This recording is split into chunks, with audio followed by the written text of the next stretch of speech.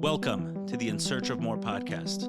I am your host, Eli Nash. Join me weekly on my quest for more from myself and more from this world. We'll see you on the other side. All right, welcome, Aryeh. Nice to be here. Thank you for having me. I'm sitting here with Aryeh Siegel. I will not give a specific title. We'll allow the introduction to be the title. But I will say you reached out to me after the podcast I recorded with Audi Gozlan. Yes, I did. And you felt like your background, experience, knowledge, you felt like you had something to say. Definitely. Definitely. If Okay, I didn't think so, I wouldn't have reached out to you. Right. So we've been going back and forth. You're visiting from LA. Right.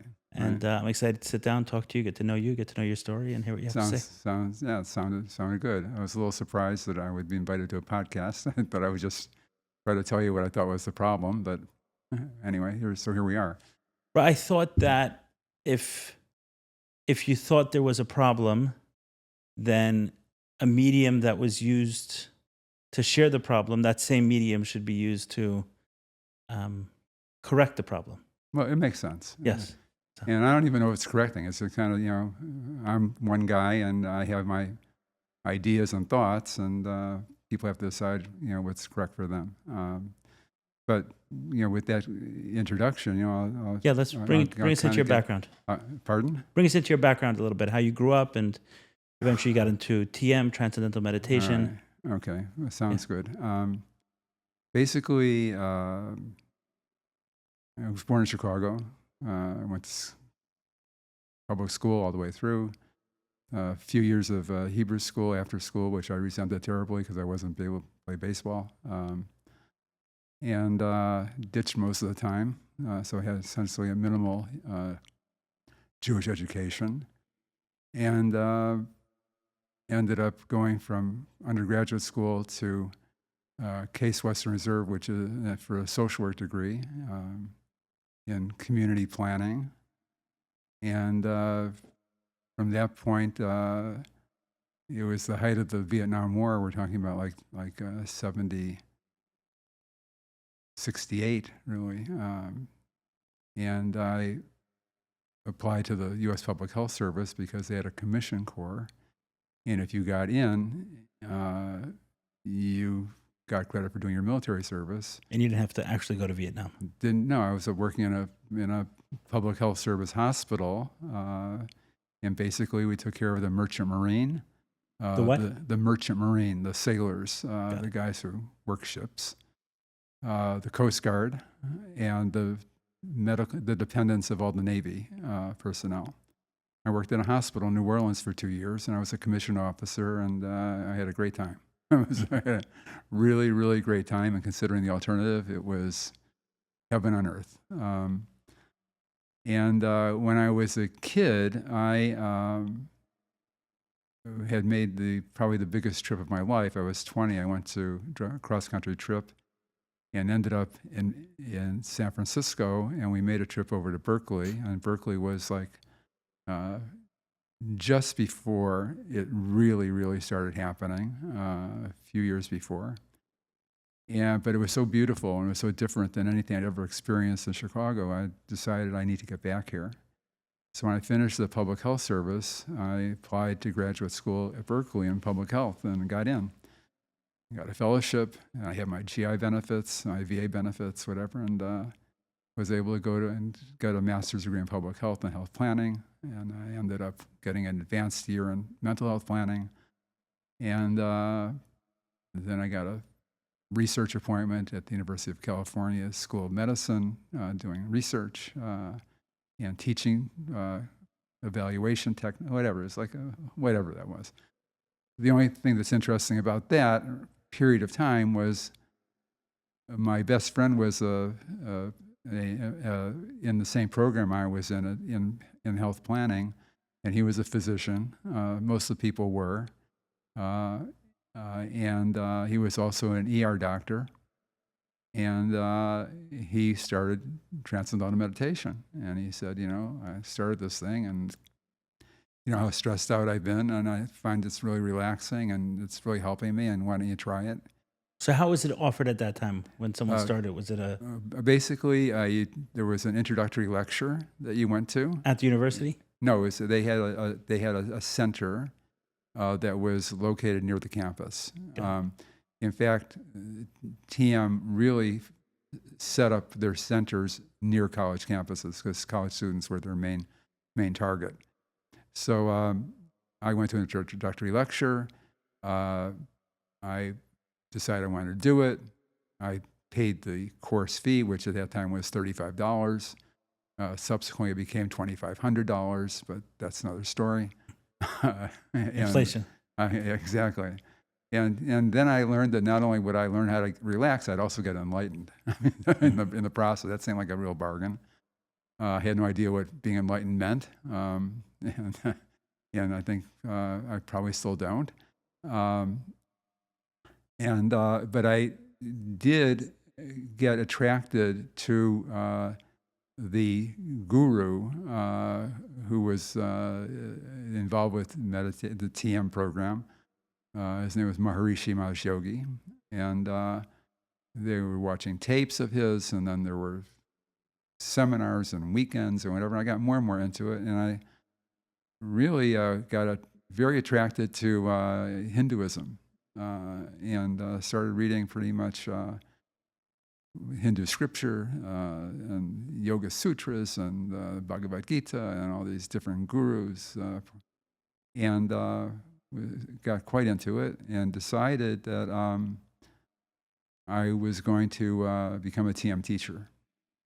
And so I spent 6 months learning how to become a TM teacher. Now that's it doesn't take 6 months to learn how to become a TM teacher. That's the first thing I'll tell you. It takes about 20 minutes. But the 6 months is basically meditating probably 8 to 9 hours a day between meditation and yoga, whatever your meals were, and listening to talks by Maharishi about spirituality, about enlightenment, about whatever. And it was a very interesting time because there's a lot of celebrities around who were into it.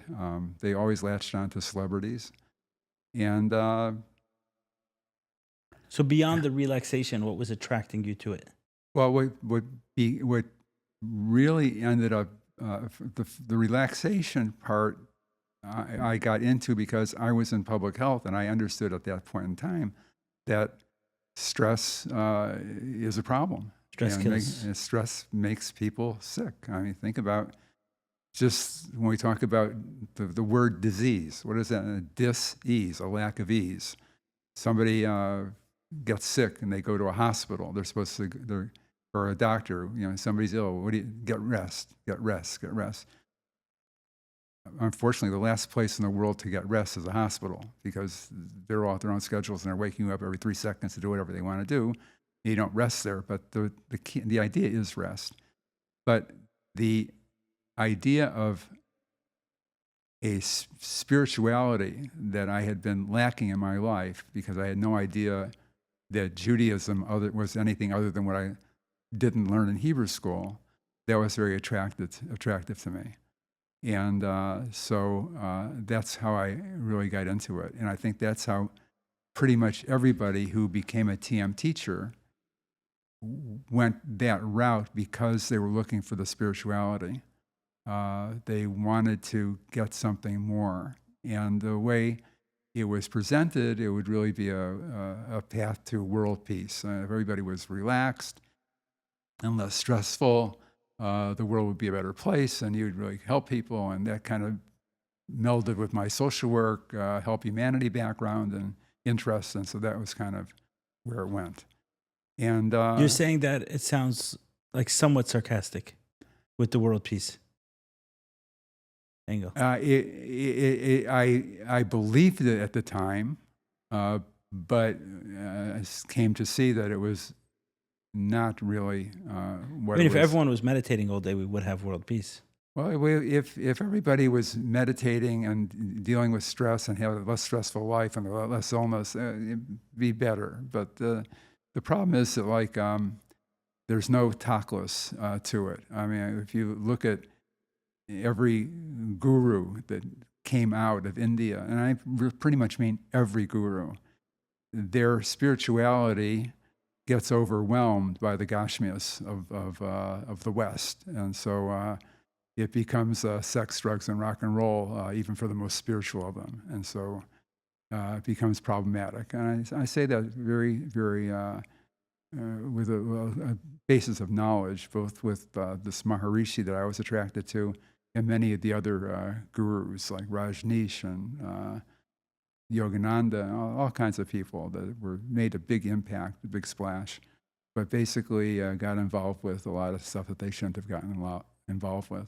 You're saying that as soon as they came from the East to America, instead of being the influencer, they were the influenced. Yeah, exactly. I think that like basically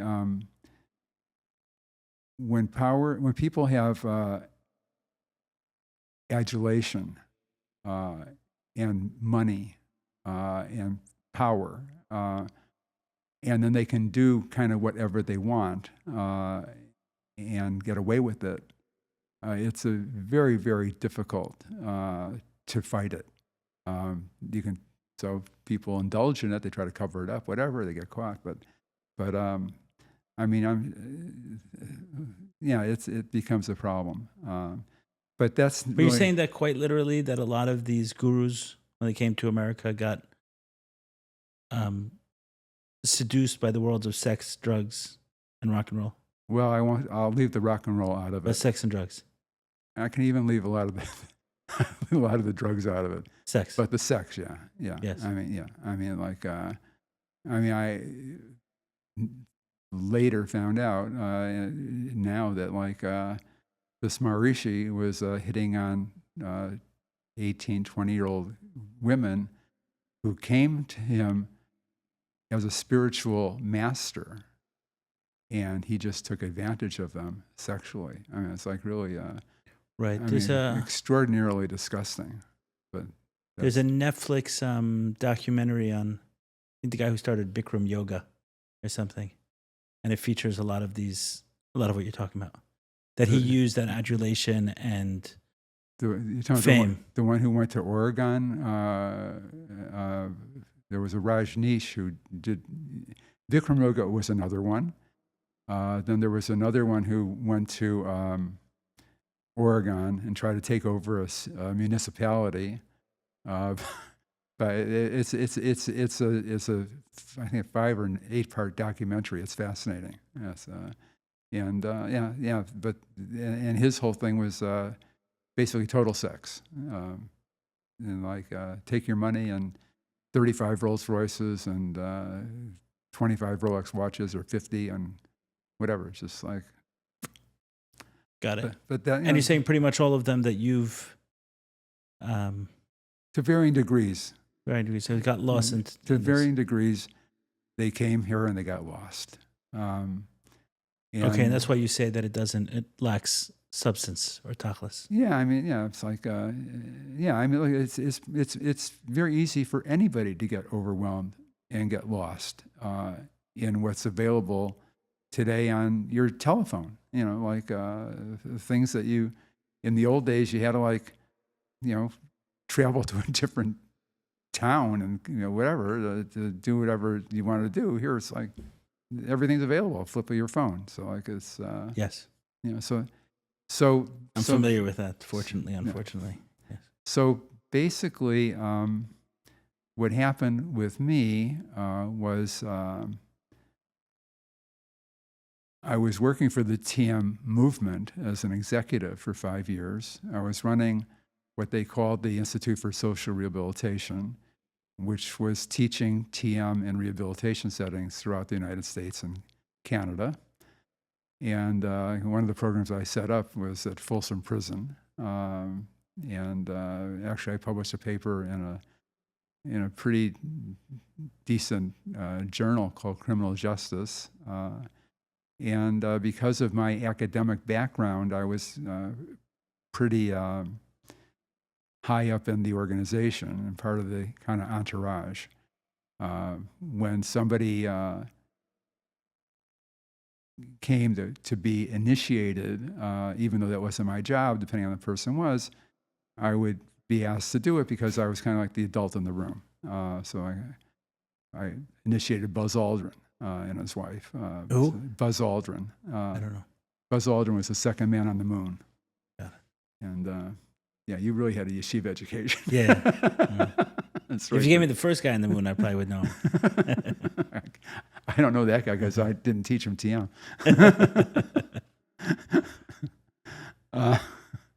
But so what happened was I realized at that time, because of my background academically, that the meditation studies that were being put out were only being put out to they were basically garbage. Methodologically, they were garbage. They were biased. There was a lot of problems. And I thought, I was really into the TM world. I wanted to improve that. So I got myself into a PhD program at UCLA in behavioral science research. And that started another journey, the Jewish journey. And so what happened there, if you have any questions along the way, Go ahead, keep going. Yeah. What happened there was I would bring home the student paper. Now, we had 3 kids, and my wife had much more of a conservative Jewish background in Canada. She's from Montreal. And she wanted the kids to have a Jewish education. But she is very, very talkless kind of person. She doesn't want anything that's like, better to have nothing than have something that's not real. Was she involved in TM with you at all? We were both TM, both working at the National Center. She was also a TM teacher. Yeah. Okay, so before you go into the segue, the Jewish part of your journey, yeah. As a TM teacher, what did you do? Well, as a TM, if you were a regular TM teacher, you worked in a TM center, usually around some college campus. You have to understand, at the time that when I was involved with it, TM was very, very popular. There was Maharishi's involvement with the Beatles. The Beatles were the biggest rock band in history at the time, going to India, and the Beach Boys, and Mia Farrow, who by the way, Maharishi groped in India, and she left, and that's why the Beatles left, because he was a little bit of a lech in India. But he was extremely popular. There was a TV personality, Merv Griffin. I don't know if you ever heard of him. You probably didn't. But he was very popular, and he would have Maharishi on his program. And when he did, the whole program was devoted to Maharishi and to TM, and this Merv Griffin was doing TM. And we called it the Merv Griffin Wave. During the year of those programs, 300,000 people in America started TM. It was a lot of people. So it was quite popular. If you ask people now, in today's world, who's Maharishi Mahesh Yogi, the vast majority will not know. And those who do will say, yeah, I think it's that old guy with the stringy beard who had some connection with the Beatles, like a long time ago. So that's kind of going back to the question, as a TM teacher, So as a TM teacher, basically you gave introductory lectures, and then you initiated people into TM. And that's really was the main... Were you guiding them through meditations? Were you teaching them philosophy? What was the... No, okay. So basically it was the experience of allowing the mind to settle down. And when the mind settles down, because the mind-body connection, the body also settles down. And then when the body settles down, it gets a state of rest, deep rest. So let's talk about that for a little bit. That's because there's 2 different things. One is like why meditation works, and the other is the TM. What does a TM teacher do? So let's talk about what TM teacher does, then we'll talk about the segue. TM teacher, so introductory lecture, somebody signs up, they pay their course fee, they're required to bring certain things to the initiation ceremony where they are going to receive their mantra, which is the sound that the vehicle they use to go inward. That's called a mantra. So when you initiated someone, you gave them a mantra. I gave them the mantra, and Maharishi gave me the mantras that I gave to those people. Everybody that were learning to be teachers at the same time got the same mantras. It wasn't he gave me specific ones to me. It was everybody got the same ones. I had 16 mantras, and they make a big deal about how they're assigned by the person's who they are and what they're like, and when it all comes down to it, they're assigned by age. If you're a certain age, you get this mantra. 5 years later, you get this mantra. It was a lot of hype even at that level. But when you assigned the mantras, was totally by age. Totally, every TM teacher assigns by age. Okay, the biggest, but people are told that you get a unique mantra, right? The biggest fear somebody had was. And the mantras were secret. There was a big thing you tell. If you really screw up the whole thing if you reveal your mantra. So you're secret. Don't ever say it out loud. Whatever. The big fear was you're going to get people in the same age, and they're going to tell each other their mantra, and they're going to say, "Oh, it's not so unique. We all got the same mantra," And it's like that was like the big fear of a TM teacher was you're going to teach people the same age, and they're going to talk about their mantra. So whatever. But you understood that. Pardon? I would say, as in the TM movement, you all understood this. Yeah. And what was?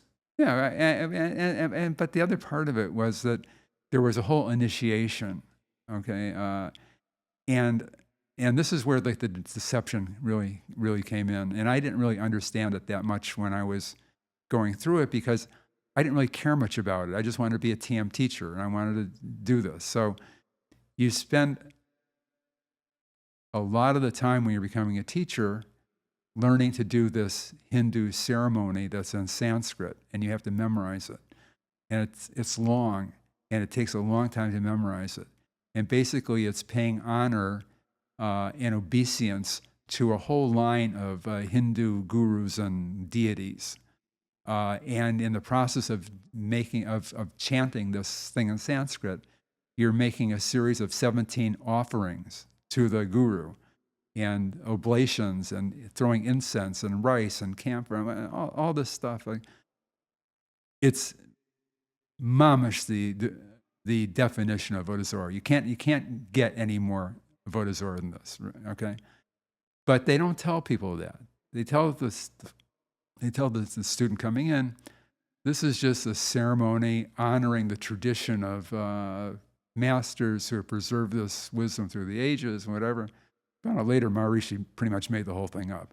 But but this is what the structure is, but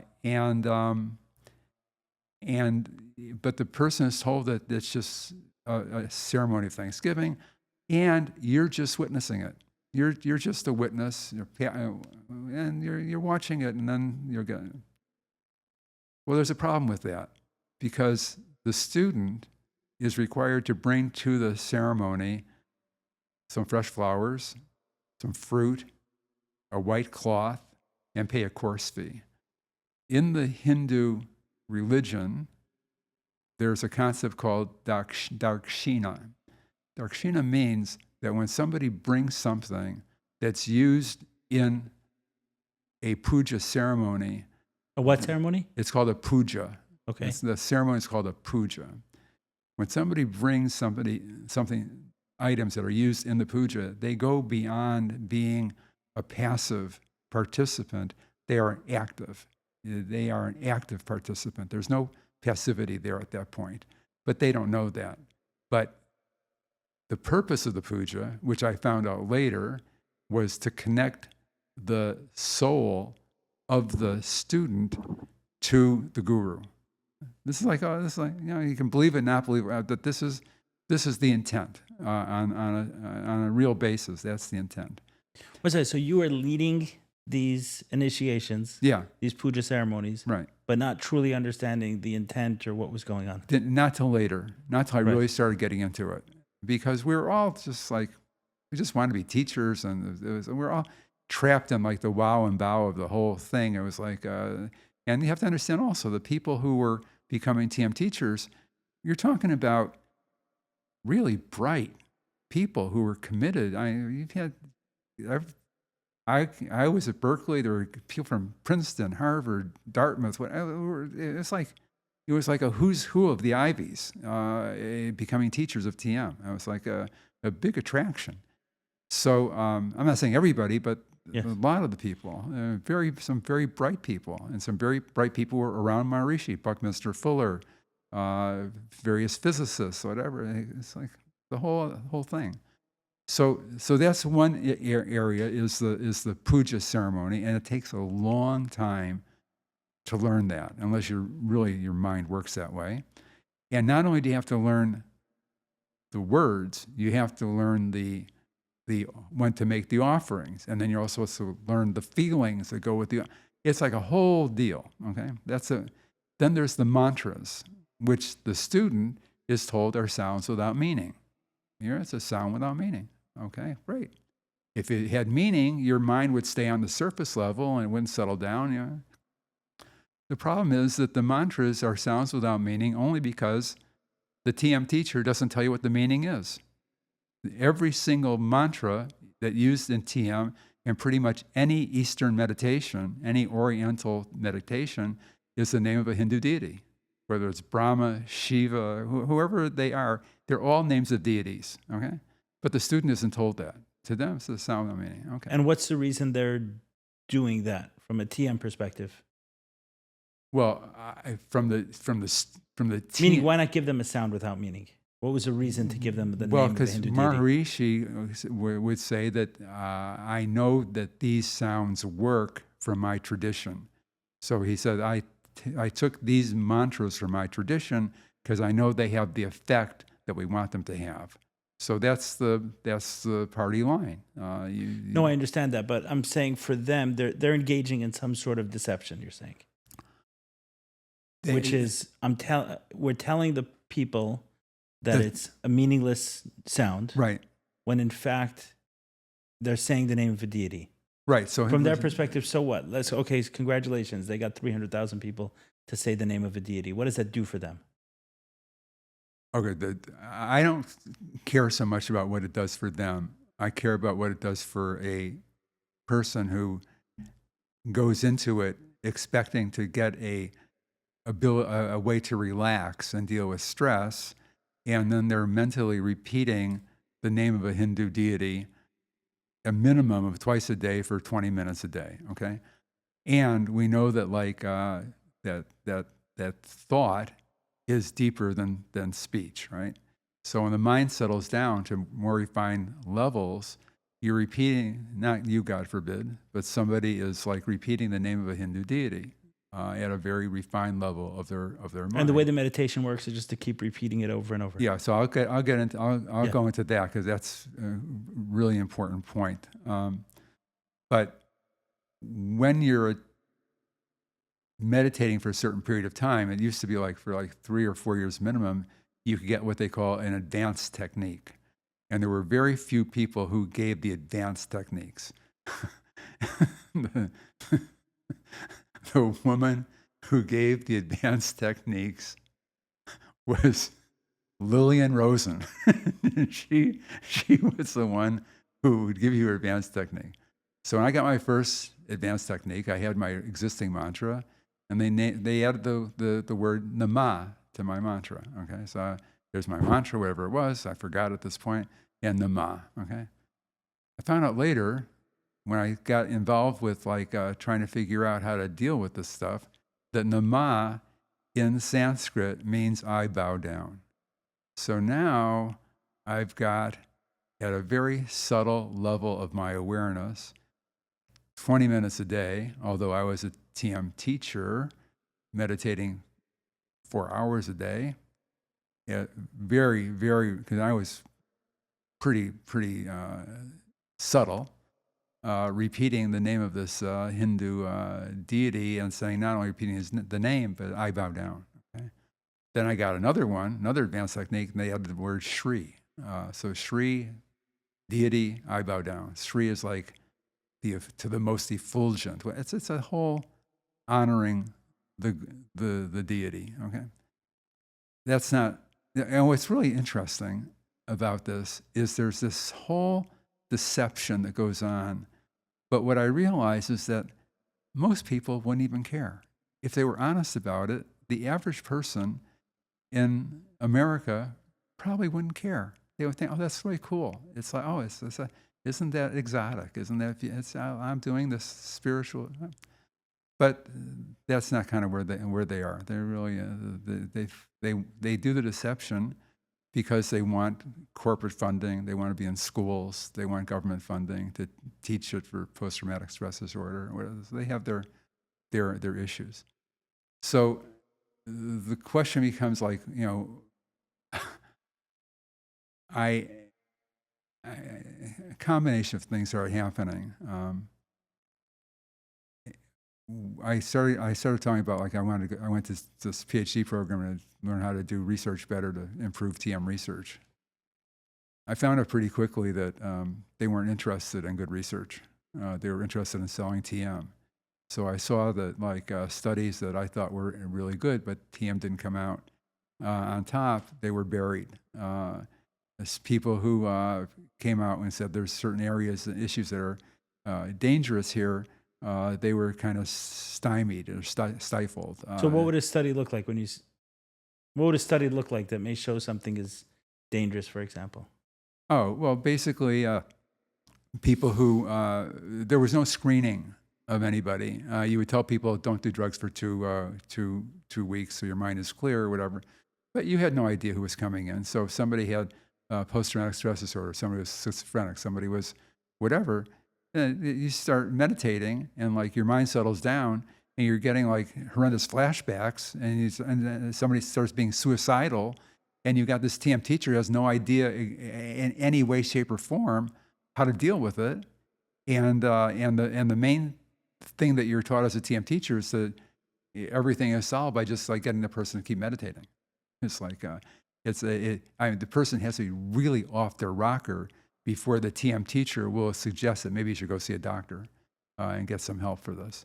So yeah, it was like, and there was a psychologist who did some studies. He was at the Stanford Research Institute, and he kind of gave a very early warning about this stuff. And he said, "Look, we are seeing that there are problems. People are having some very bad reactions, and there's nobody dealing with it." And he was flooded with mail saying, "Oh, your methods are wrong, you're wrong, blah, blah, blah." And it was all choreographed by the TM organization to basically stifle the guy. I was involved as part of my research with a psychologist in Bethesda, Maryland, who was doing a really, really good study comparing TM to what was called the relaxation response, which I'll get into. And we thought like this is going to be like the be all and end all that's going to show TM is like really better than anything else. And I went to see him to get the preliminary research results, and he said, "Well, our research is showing that there's really no difference between what you guys are pushing and this guy Herbert Benson at Harvard, who's saying that all you have to do is sit quietly and repeat the number 1 to yourself, and you get the same effect." So like, so we kind of that was bare. That never went anywhere. That just never got out there because the TM organization didn't want it to get out there. So yeah, so that, but in terms of the research on meditation itself, yeah, I'm sure it's pretty robust. There's a lot of benefits to it. There are many people. There are tremendous research and benefits. The problem becomes with TM specifically, like trying to show that TM is in some way better than. That's exactly right. That their goal is to show that this is unique. This is different. This is better than anything else. So at that point in time in the U.S., before TM became popular, was meditation popular? No, TM really was the main meditation that people latched onto. It was the most popular. It was at the college campuses. The Rebbe in 1978 in a talk said that TM was a plague not even listed in the Torah. That's how dangerous he saw it, because he saw tens and tens of thousands of Jewish young people and adults getting drawn into what they were told was a simple relaxation technique and getting more and more involved in Avodah Zarah and cults. So I didn't know about that. I didn't know about that till 2015, but that was in 78, so it was a long time. But in terms of my personal journey, what happened was I was in this PhD program. Can you talk about like when you say the Rebbe said it was a plague not even listed in the Torah? Yeah. So there's one way to understand it as something spiritual, which the Rebbe has insight into, and this is very dangerous for a person's soul, let's say. And another way would be practically this is very dangerous for people. Like we're seeing the fallout of it in very, practical, three-dimensional reality way. Did you see that as part of TM? I think we're dealing with different time frames here in different areas. I think in the mid-70s, meditation became very popular. It was very popular in Israel, of course. In Israel, there were 50,000 Israelis in 1975 or 78 who were doing TM. Highest per capita meditator population in the world was Israel. Israel, wow. Yeah. Was that because they were targeted or because of It's because we're Jews and we're searching. Got it. Basically, I think we're all searching, and for a lot of us, we didn't find it in our upbringing or background or whatever, so we're searching other places. Right. Don't realize what we have, so we look outside. There were very, very strong strictures against TM specifically and meditation in general. Anything Eastern by the chief rabbi of Israel, chief rabbi of Bnei Brak, really very heavy bans on this stuff. The Rebbe was much more nuanced. Not surprisingly, it was very much more nuanced. He said, look, there are things about the technique that are helpful. There are things about the technique that people could use to address the stress in their life. But we have to just figure out how to separate it from the Avodah Zarah that's part of it. In fact, to give you an idea of how extraordinary the Rebbe was, before anybody in the West knew anything about meditation, anything, the Rebbe contacted Avram Tversky, Rabbi Dr. Avram Tversky, who you may know is a very well-known figure in addictions. That's primarily alcoholism.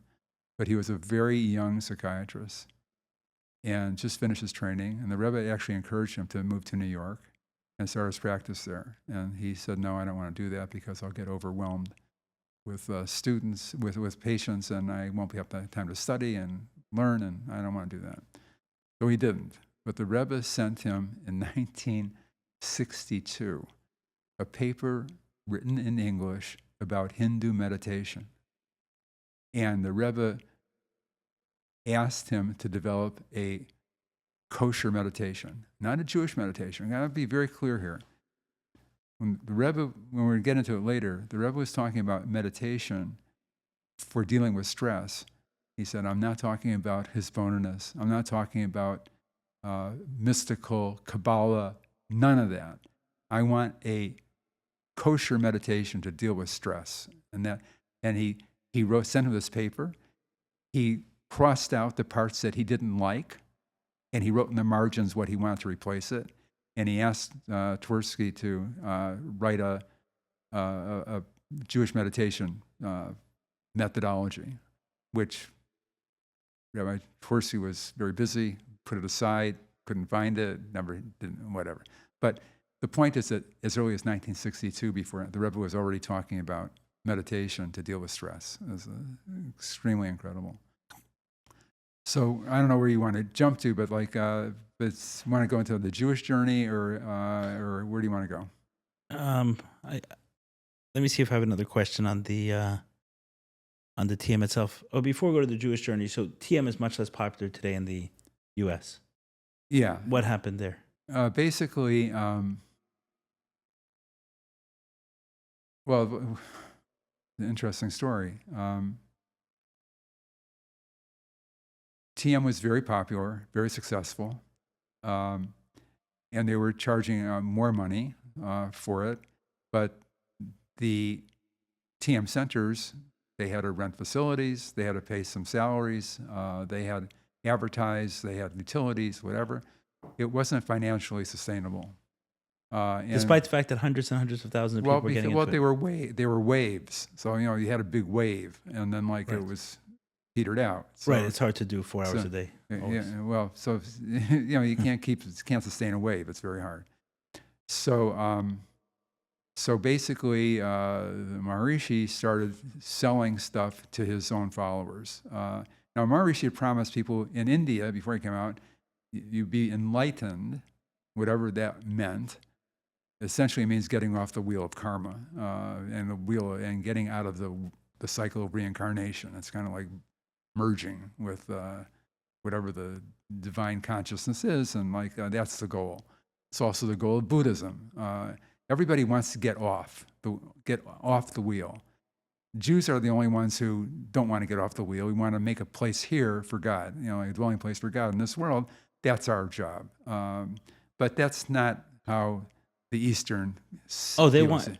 Huh? They see reincarnation as some sort of punishment of sorts. Oh yeah, I mean, the Buddha. Basically, he was extraordinarily wealthy and pampered and whatever, and protected from everything.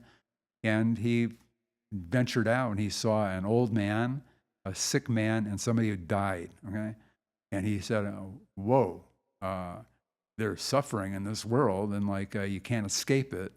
So I don't want to keep doing this." So he went and sat under the Bodhi tree for however long until he became the Buddha, right? And so, but the Buddhists have no concept of a personal God. The whole point is to get off this constant cycle of reincarnation, which always ends badly, because even if somebody has a very good life, the person dies, and they're suffering, and most of the time you see the world, most people suffer, so they just want to escape it. And the train off of this reincarnation is to get enlightened. Whatever that means. However, whatever it is, basically to, I don't understand. Complete all your work, whatever that means. Well, it's not completing your work. It's basically getting absorbed in a different level of consciousness. That's so why wouldn't anyone get absorbed? Why is it uniquely for the people? It's very interesting, and I don't know how. I'm not an expert in this, but we have the whole concept of Ratza and Shuv, right? Right. And we see it when the Alter Rebbe was with the Maggid's son, the angel, right? And he was was we'd go off and be ready to just merge, and the Alter Rebbe would bring him back, and the Maggid thanked the Alter Rebbe for bringing his kid back, because he was ready to. So we have the ability at certain spiritual levels, and I'm not saying I do or you do particularly, but Jews do have that ability to do it, but that's not our role. Our role is not to leave. Our role is to go and then come back to this world and bring it back here, because that's our job. Our job is to make this place a place that God can dwell in. And we're not, whatever comes our way, it comes our way. We deal with it the best we can and live our life. But so it's a whole different whole different. The East and West is, let's put this, the East and Judaism is very, very, very different. Very different trip. And it's just Understood. Okay, so speak to me about your journey with Judaism. Your wife, you said, all right. So basically, saw something in a paper. Yeah. So she saw an ad. Learn more Hebrew in 8 weeks. And learn in 8 years of Hebrew school. Come to this class, whatever. And it happened to be at the first Chabad house ever established, which was in California, which is across from the UCLA campus, which was 1.5 blocks away from the TM center that I was working at. We were both attracted to the college campuses. So she goes to the class, and comes back, and I said, "How's the class?" And she said, "The class is very interesting, but what was more interesting was the rabbi." And I said, "Well, really?" I said, "Yeah." Well, I said, what was interesting about the rabbi? She said, "Well, I'm not sure, but I'm pretty sure. I think this one may actually believe in God." And I don't think we knew any rabbis that believed in God. I mean, really on that level, our exposure was to Reform rabbis and whatever, they should live and be well. But the spirituality wasn't the deal. So she went to another class, and he was attracted to her because she was spiritual. It might have been a different spirituality, but she was a very spiritual in her essence. So he started talking to her, and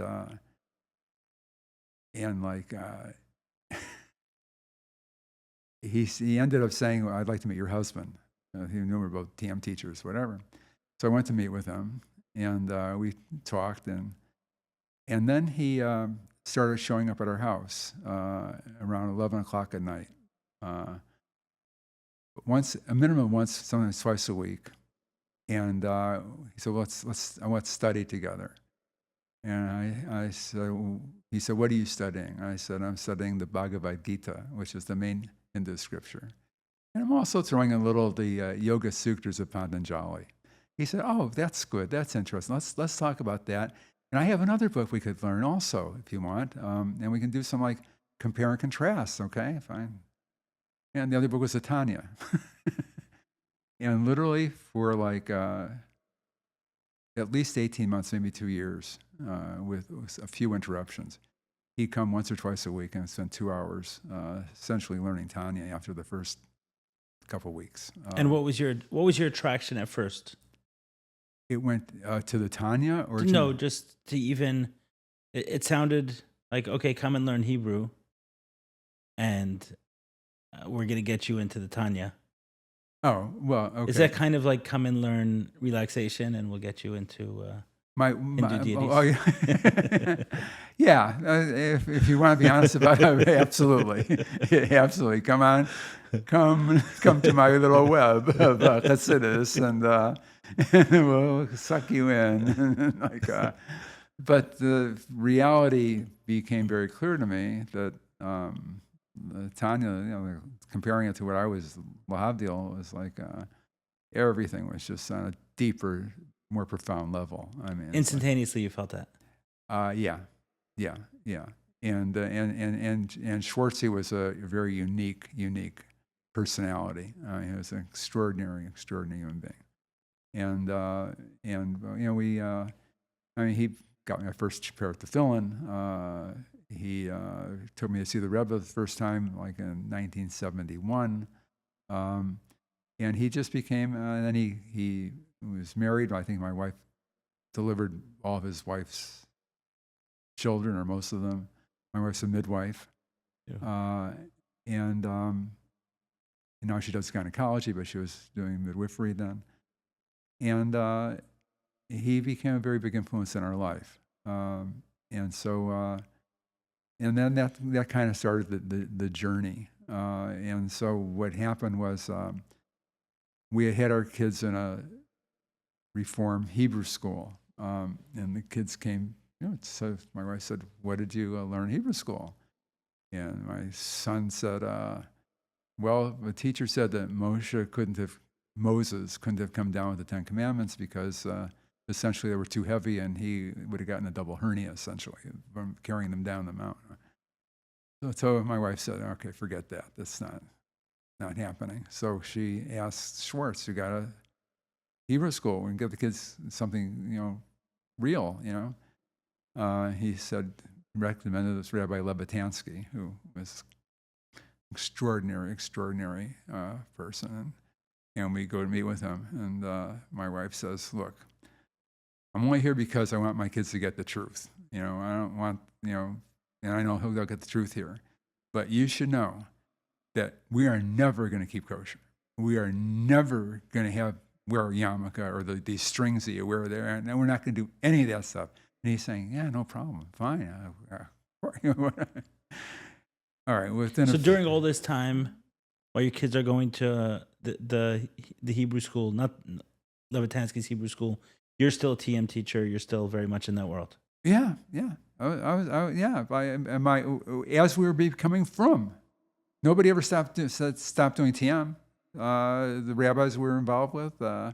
My wife went to Minnesota. She spent a week with the Manas Friedman, kicking and screaming and killing each other about the difference between meditation and because she had gone from a TM course in Fairfield, Iowa, where she was meditating for like probably 3 to 4 weeks, to the Machon Kana Institute in St. Paul, Minnesota, where you have all these Jewish women, and she was convinced to go there by Olivia Schwartz, Shlomo Schwartz's wife, who said, "You'll go there and it's wonderful. You'll have your own private room, and you'll learn, and it'll be the food of whatever they'll."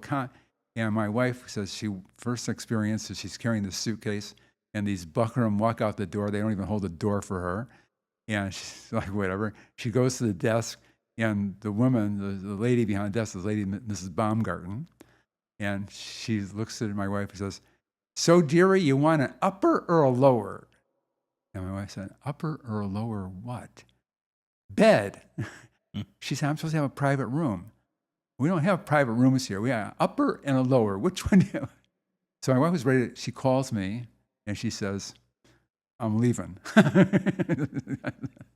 So she, her friend that she went with said, "Look, as long as you're there, you might as well hear this Manas Friedman guy because he's really pretty good, and see what you think. And you can always leave in the afternoon, so I'll leave in the morning." So, okay, fine.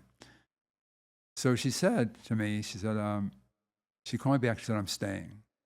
And I said, "Really?" "Yeah." She said, "I'm staying." I said, "Why?" I said, "Because I was in this class, and there were about 40 women there in the class, and he was talking, and I was listening, whatever. And the class was over, and then my friend said, Rabbi Friedman would like to talk to you." And I said, "Oh, I want to get out of here," but he said, "Okay, I'll go." So she goes and talks to him, and everybody wants a piece of Manas Friedman because they all come to this class, and he's like the L'chavdil, the guru, okay? And she's in there with him for 3 hours, and they're screaming at each other. And like, so how did it start? It's like he said to her, "I noticed that you were with me 100%, and at a certain point you just turned off. And I want to know what was it that I said that turned you off."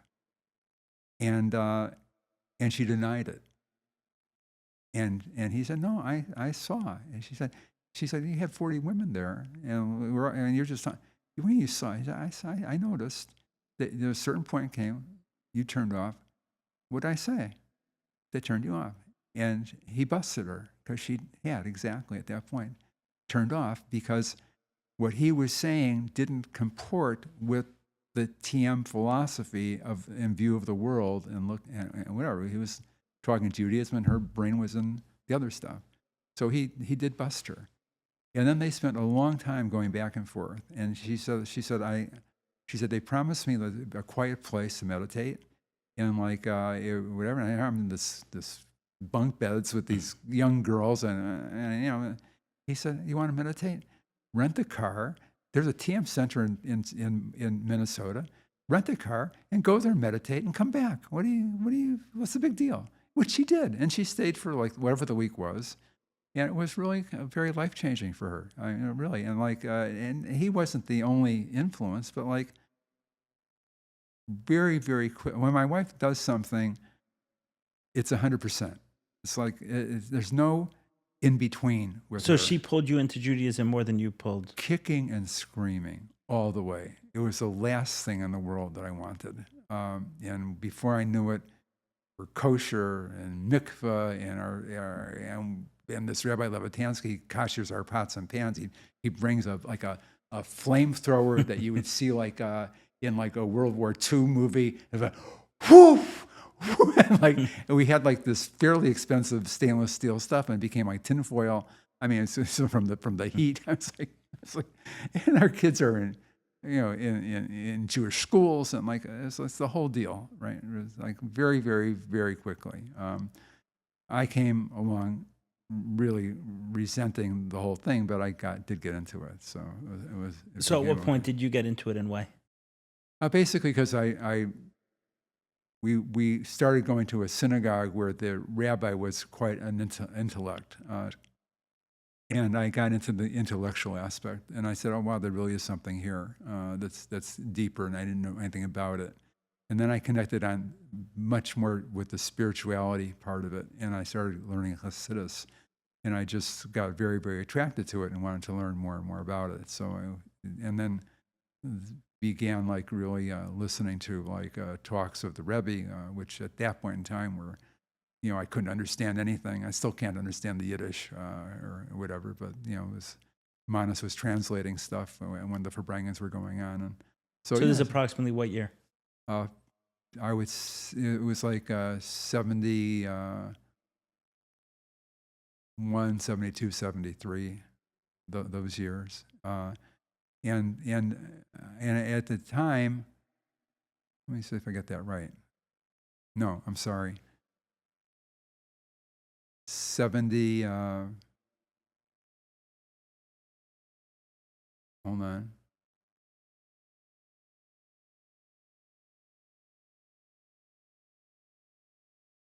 I think it was like probably 76, 77. And then eventually you become a card-carrying member of the Chabad movement. Yeah. While you're still a TM teacher. I wasn't a TM teacher, but I was still meditating 4 hours a day. And nobody ever said anything to us about don't do TM. It's not good for you. It's against Judaism, whatever. Nobody. Were you starting to see conflicts within Judaism and TM the way your wife experienced it with Manas? I really didn't. We had our Hindu book collection and our Jewish collection. The Hindu books were like this, and the Jewish books were like this, and they kind of started equaling out and whatever. Kind of dual library. She wasn't really into the reading and the study. I was more into that. She was into the practice. But that's kind of where it was. What happened with me with meditation was my wife was at a family simcha in Montreal, and I saw a little advertisement about a makubal who was going to be in L.A. named Rabbi Bentov. And Rabbi Bentov read mezuzahs. What does that mean, he read mezuzahs? He read mezuzahs. You would bring him your mezuzahs, and he would read them and tell you what was going on in your life. That's what he did. And I was always into exploring new stuff. So we had a house, a lot of French doors. I took 30 mezuzahs, put them in a bag, brought him to this house in Hancock Park where he was doing his thing. There was a translator. I didn't speak any Hebrew, still speak very, very little. And he didn't speak any English whatsoever. And my turn came, give the guy my bag of mezuzahs. He hands them to this Rabbi Bentov. And like the setup is, I'm sitting there on a bench in this fairly small room. He has these big magnifying glasses over his head, And he's got a big, strong light over his head, and he's like going like this. Gets to about the 10th or 11th mezuzah, I don't know what it is. And he's looking, and he's looking, and he's looking, and he says, and he's struggling. Transcendental meditation. I literally, and I'm not even joking, I almost fell off the chair. I just like, I'm looking at them as a it's the only English word he spoke. And I certainly didn't tell him. And the guy, I just brought a bag of mezuzahs, okay? So I said, yeah. He said, so then he starts speaking to the translator. And so the translator says to me, he wants me to tell you what he's saying exactly, the words he's using. I can't add any of my words. He says, tell him that I'm not telling him what to do because that's not my role, but he should know that he's confusing his soul. There's an issue with his soul, what he's doing. And at this point in time, you look the way you do now. Pardon? I'm saying at this point in time, you look the part Jewishly when you're sitting down with Rabbi Bentov. Yeah. Okay. I had a yarmulke on. We had moved to a Jewish neighborhood. Our kids were in Jewish school. Yeah, we were the whole story. Understood. And I said, yeah. So I said, okay, I'll stop. Tell him I'll stop. Just like that. Yeah. I mean, come on. So I'm doing my soul. come on. And so I thought I'm going to stop. I'll tell him to stop. Then he says, what's up? You're meditating 3-4 hours a day. You just say, I'll stop? Yeah.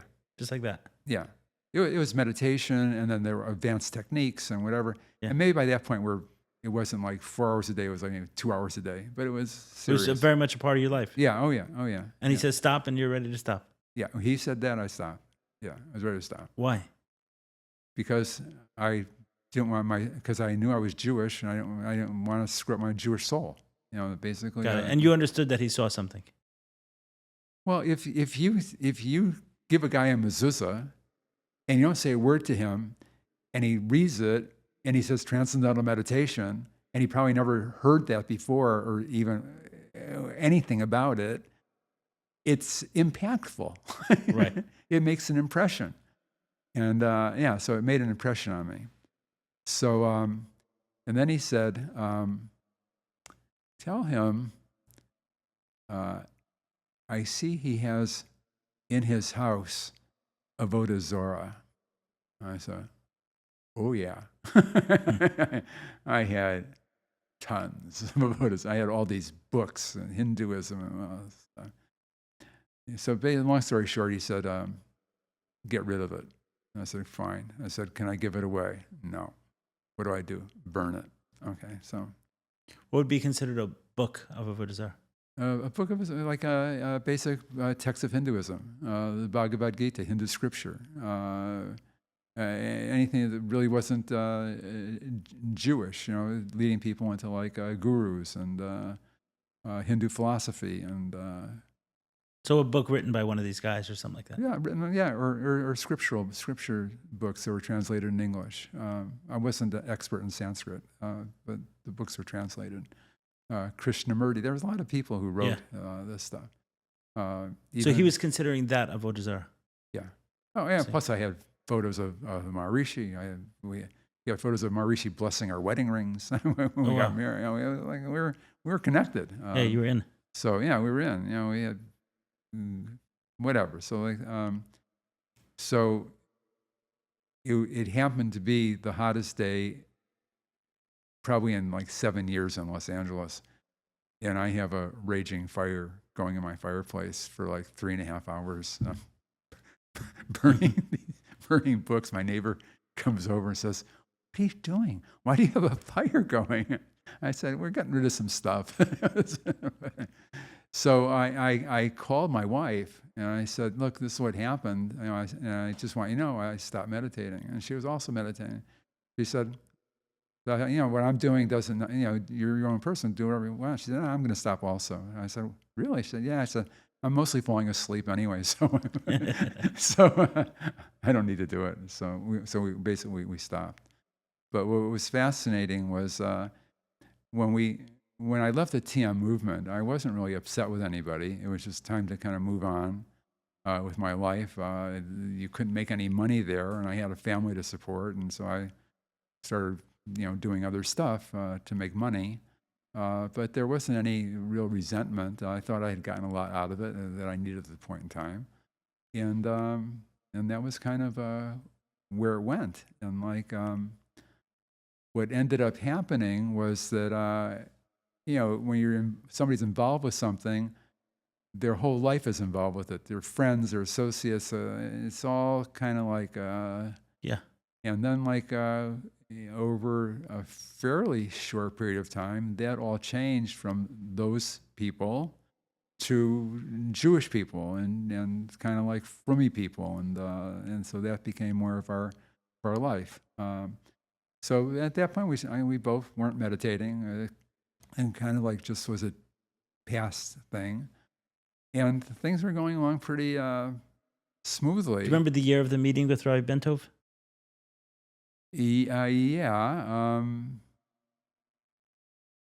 Yeah. Actually, I absolutely do. It was like 81. It was 81, yeah. So, because we had just moved into a new house a little bit before that. It could have been 82, but probably 81, yeah. And I was working at the Jewish Federation at the time. Was there anything else memorable from meeting him besides for the... No, that was enough. I didn't need any more. That was enough. He literally blew me away. You ever went back to him, or just that one? No, he never saw him again. Never anything. I don't know if he came back. I heard a few kind of miracle stories with him. One with my neighbor, but no, he wasn't part of our life. At that point we were Lubavitchers, and the Rebbe was our Rebbe, and I just went to him kind of like out of curiosity more than anything else, and this Right. This is what happened. We kind of went on with our lives. I was working for the Jewish Federation in the planning department because I had skills in that area. Could never make quite enough money, even though I was a professional and whatever. I had kids in private schools and Jewish schools. So I ended up starting to do real estate, and then got to a point where I could leave that behind and just build a real estate business. And that's what I was doing really for about probably 25, 30 years. Was working as had a commercial real estate company in LA. And then life was peachy. So at the time, he shares with you about, Rabbi Bento shares with you about transcendental meditation, being avodah zarah. At this point in time, you're a religious Jew. Yeah. You were very involved with transcendental meditation until then. I wasn't involved with the No, I know, organization but I'm at all. saying But right, in terms of meditating. Right. So I'm Yes. saying beyond you getting rid of your own books and stopping to meditate, Right. did you speak to others about it also and say, hey, did you know that transcendental meditation is a problem, or you just saw it as a personal instruction? At that point, nobody in our world was doing it that we knew of. There were. I found out later that there were a number of Lubavitchers who had been TM teachers, and went away for kind of the same path that I was on. They ended up learning Chassidus, and they became close with Mir Abasarov, Shalom, or people like that, and were attracted in different ways. But they had been TM teachers, Right. But the people that we were involved with, very few were involved with TM, or some may have done it, may have learned it. So for the most part, you took it as personal to you. You're going to change something, but it wasn't. Yeah. I wasn't a crusader. Right. Basically, it was a part of my life, and I left it behind. And but I was so far away from it that like this Maharishi, who was so impactful in my life, he died and I never heard about it till 8 years later. So that gives you an idea how far away Right. we were. Yeah.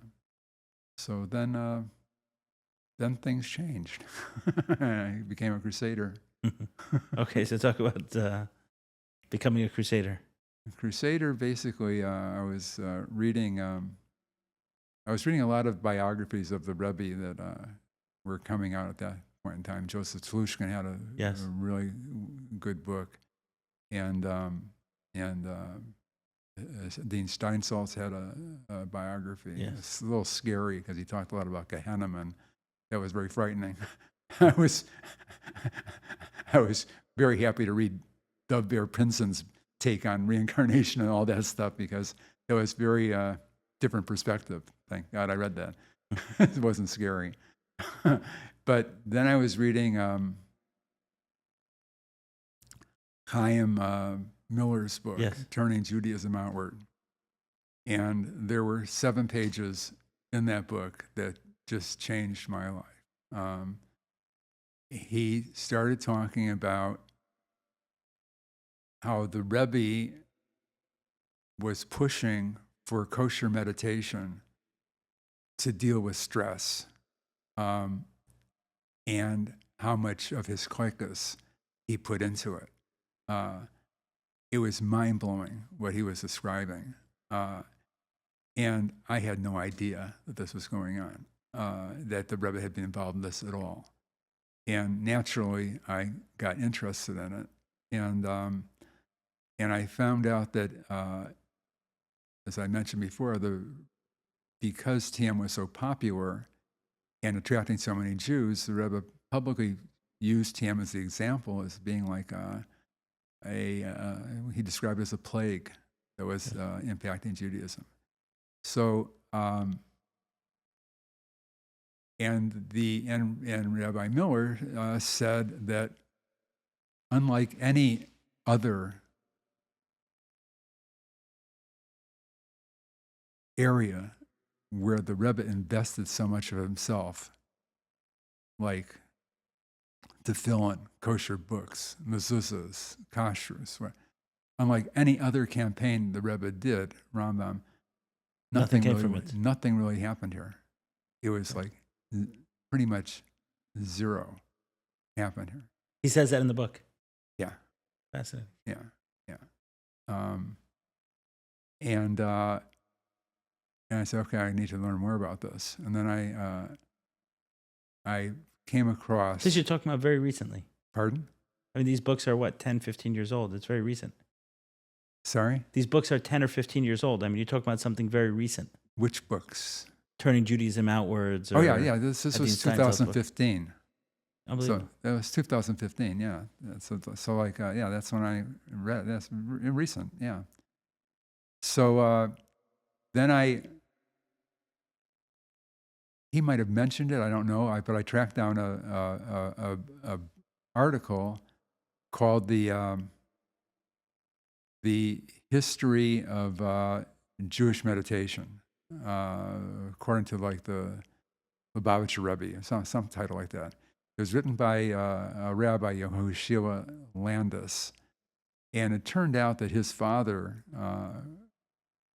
was very involved with the Rebbe trying to figure out a kosher meditation, essentially to compete with TM. That was what I think the Rebbe's goal was.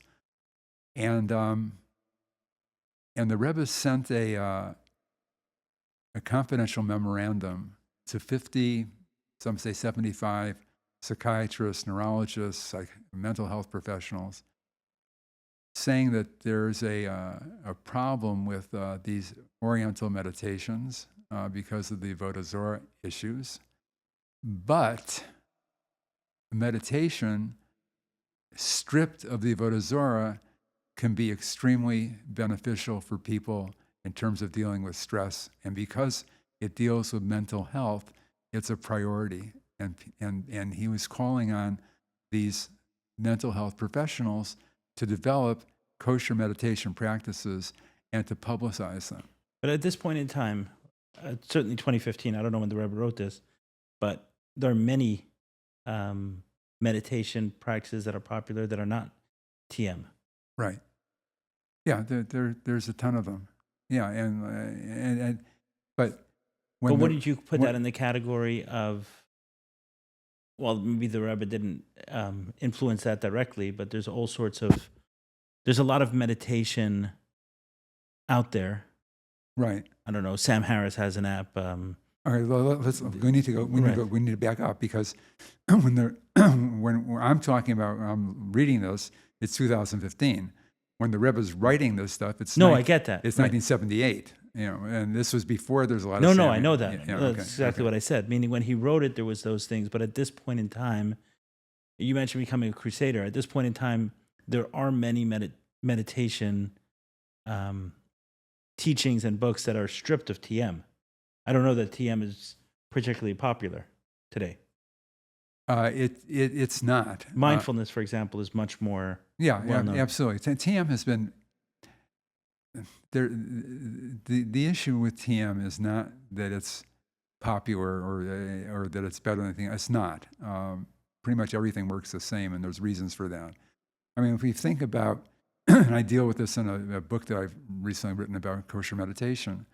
Part of the whole thing where people getting better is that when you go to do TM or any meditation or whatever, and you decide you're going to devote a certain amount of time to learn about it, you're going to pay some money to do it, and you're going to set aside time to actually practice it, you've already made a decision to get well.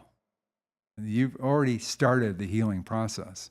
And whatever it is you're doing is going to have some impact, which is why it almost doesn't matter what kind of therapy somebody goes into. Essentially, people get the kind of same levels of healing, whether it's psychotherapy or Jungian or whatever, because people set up their minds to get better, and the mind takes over. Is that like placebo effect? Placebo effect is huge. It's huge. I mean, it's like I deal with a lot in my book. I mean, it's not just placebo. Like, people think that they're getting, when they first did placebo tests, they would give people placebo and compare it to an active treatment and see what the differences were. And they found that placebos had a real impact. Right. People got well. Okay. Then they took it a step further.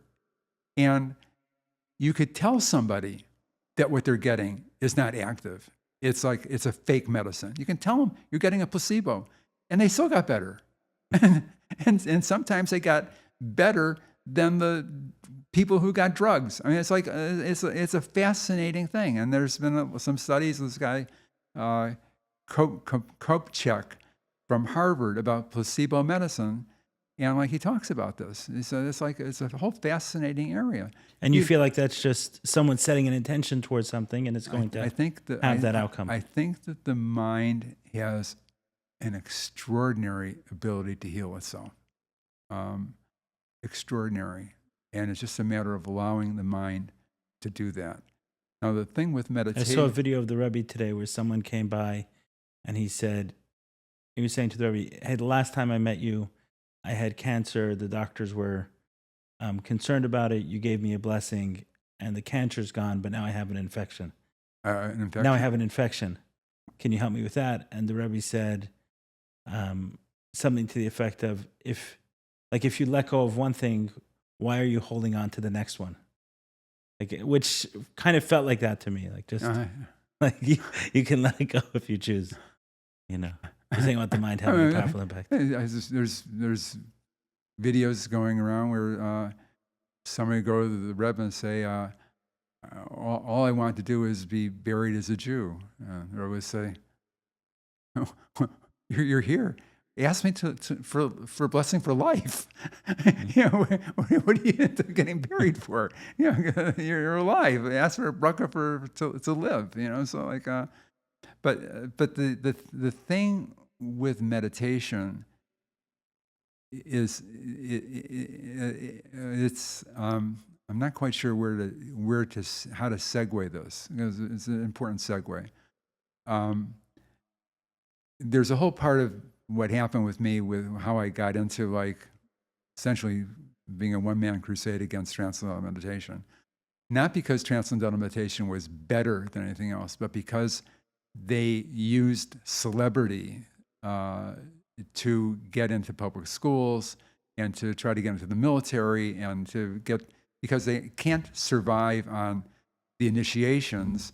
And when Maharishi left, he pulled all the money with him. So basically his family got between like $8 and $12 billion in India, and he left all the organizations broke around the world. So they're struggling to survive. And so the only way they feel they can do it is like to get in the public schools. So in the schools, they'll think it's great and they'll pay for the kids to learn. And the military, if you can get 500,000 guys with post-traumatic stress disorder and the government pay for it, that's survival. So that's kind of where that was. And I really got into it because I found out that TM was trying to teach. They set up this David Lynch Foundation. I don't know if you've heard of David Lynch. He's a producer. Most famous movie probably was The Elephant Man years and years ago. But it's kind of like a lot of, nothing is like, it's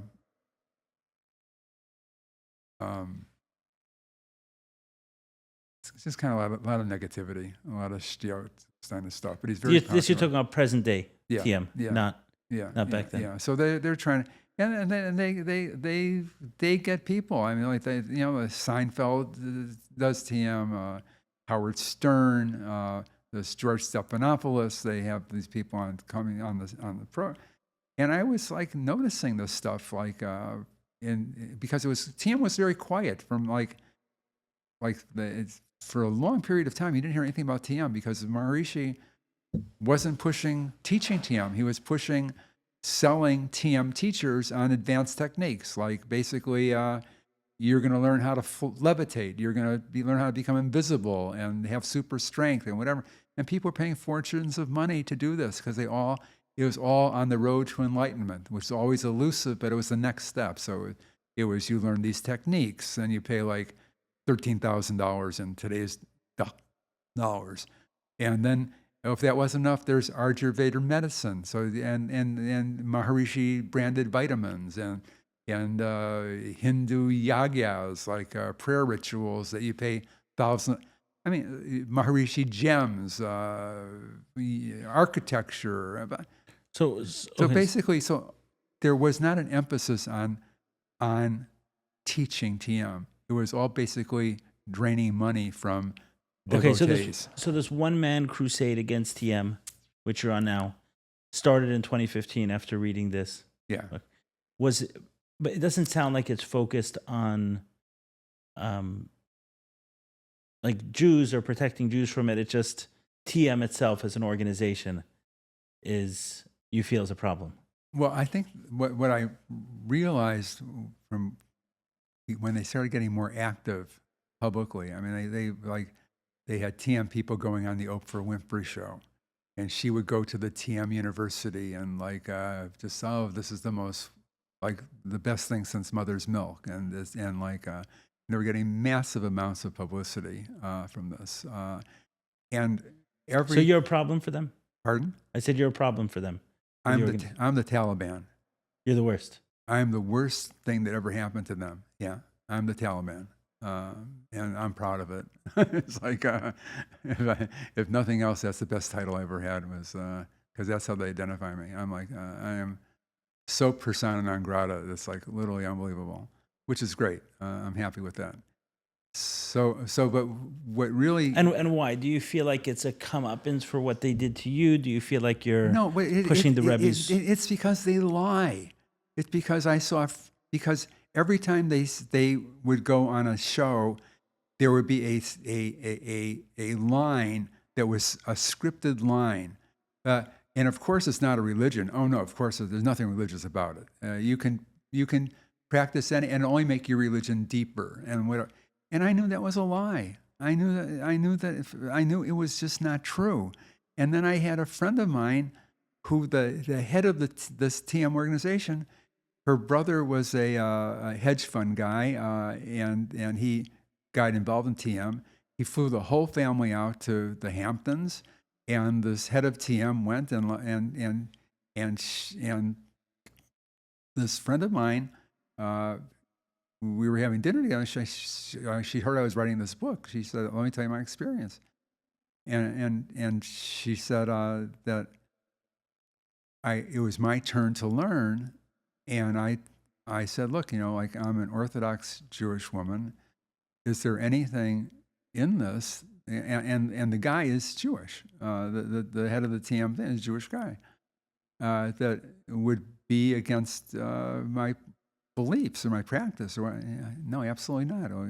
I've taught hundreds of rabbis and Orthodox religious people, and it's never been a problem. And you just go deeper in your own religion. It's just this canned stuff. It's the lie. I got involved with the Chicago schools. There was a TM program in the Chicago public schools. They had 2,500 kids in inner city schools. And there was a Christian substitute teacher in one of the schools, Bogan High School.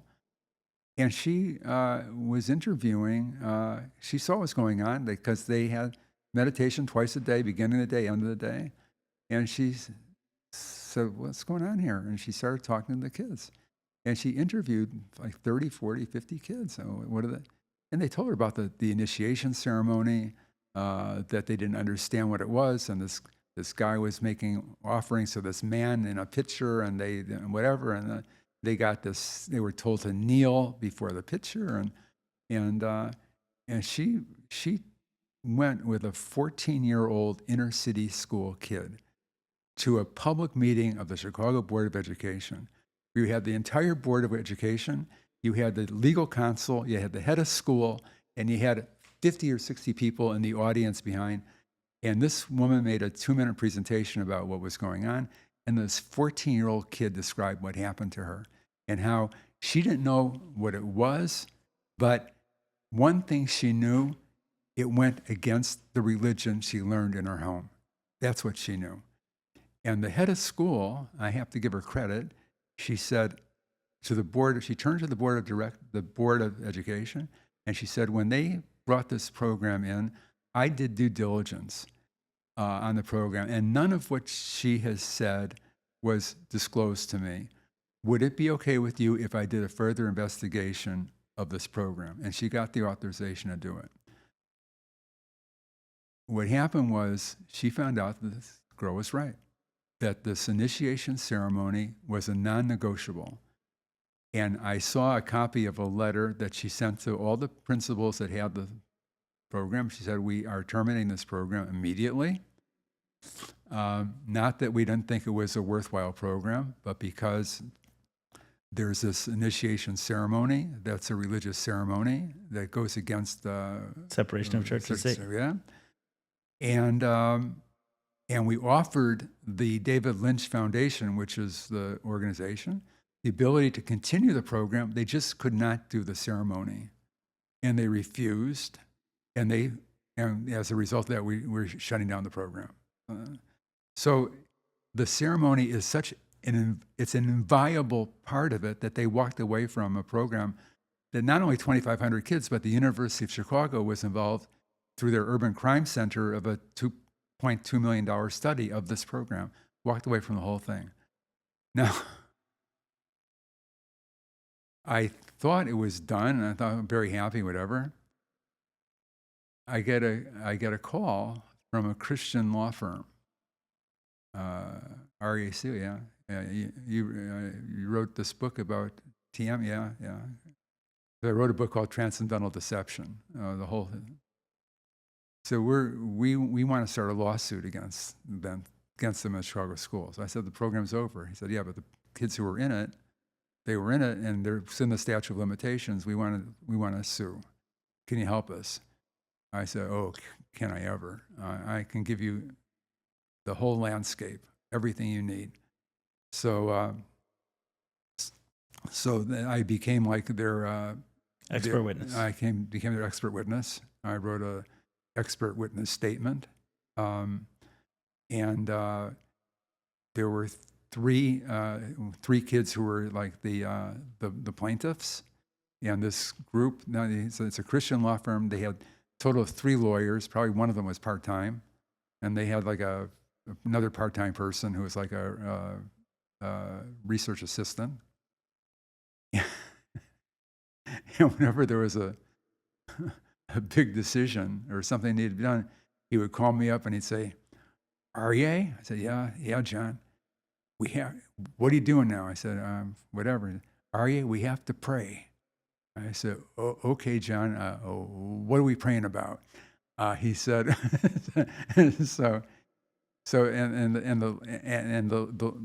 when the lawsuits were going pretty good, I mean, like we had them, separation church and state. This had been adjudicated years ago, and they had lost, and now they thought they'd slip it under the radar and do it again, but they didn't fly. So I said, "What are we praying about?" He said, "Well, when you do a lawsuit like this, you got to establish damages." And they have this expert witness on their side who's a psychologist, this doctor, whatever his name is. And he's been an expert witness in 100 cases. And he did an evaluation of one of our students, the main defendant. And he said, "Look, basically, this is an inner city kid. He's been in trouble with the law," which was true. "He's bipolar," also true. How much damage could him sitting quietly for 15 to 20 minutes a couple times a day do? And even if it's true that the principal said you got to do this or you get in trouble and whatever, well, these kids ignore authority figure. What's the real damages here? What is it? So I said, okay, John, I'll pray. And I put a couple tusks to him, and I said, "Okay, I pray, John." So about a week and a half later, he calls me up and he said, "Aryeh, sit down, okay? We had a miracle." He said, "We didn't have the resources to go through his 100. We only had time to do 5. And one of them was what we needed." He said, "This same guy, the same expert who said that 15 minutes twice a day isn't damaging, he represented the American Civil Liberties Union, and he was saying that even a minute a day is a problem and could be very damaging." And I said, "I think I probably know what that case was." He said, "Really?" I said, "What was the case, John?" He said, "Yeah, it was a thing called Shabbat of Illinois, Minute of Silence." I said, "Shabbat of Illinois, Minute of Silence."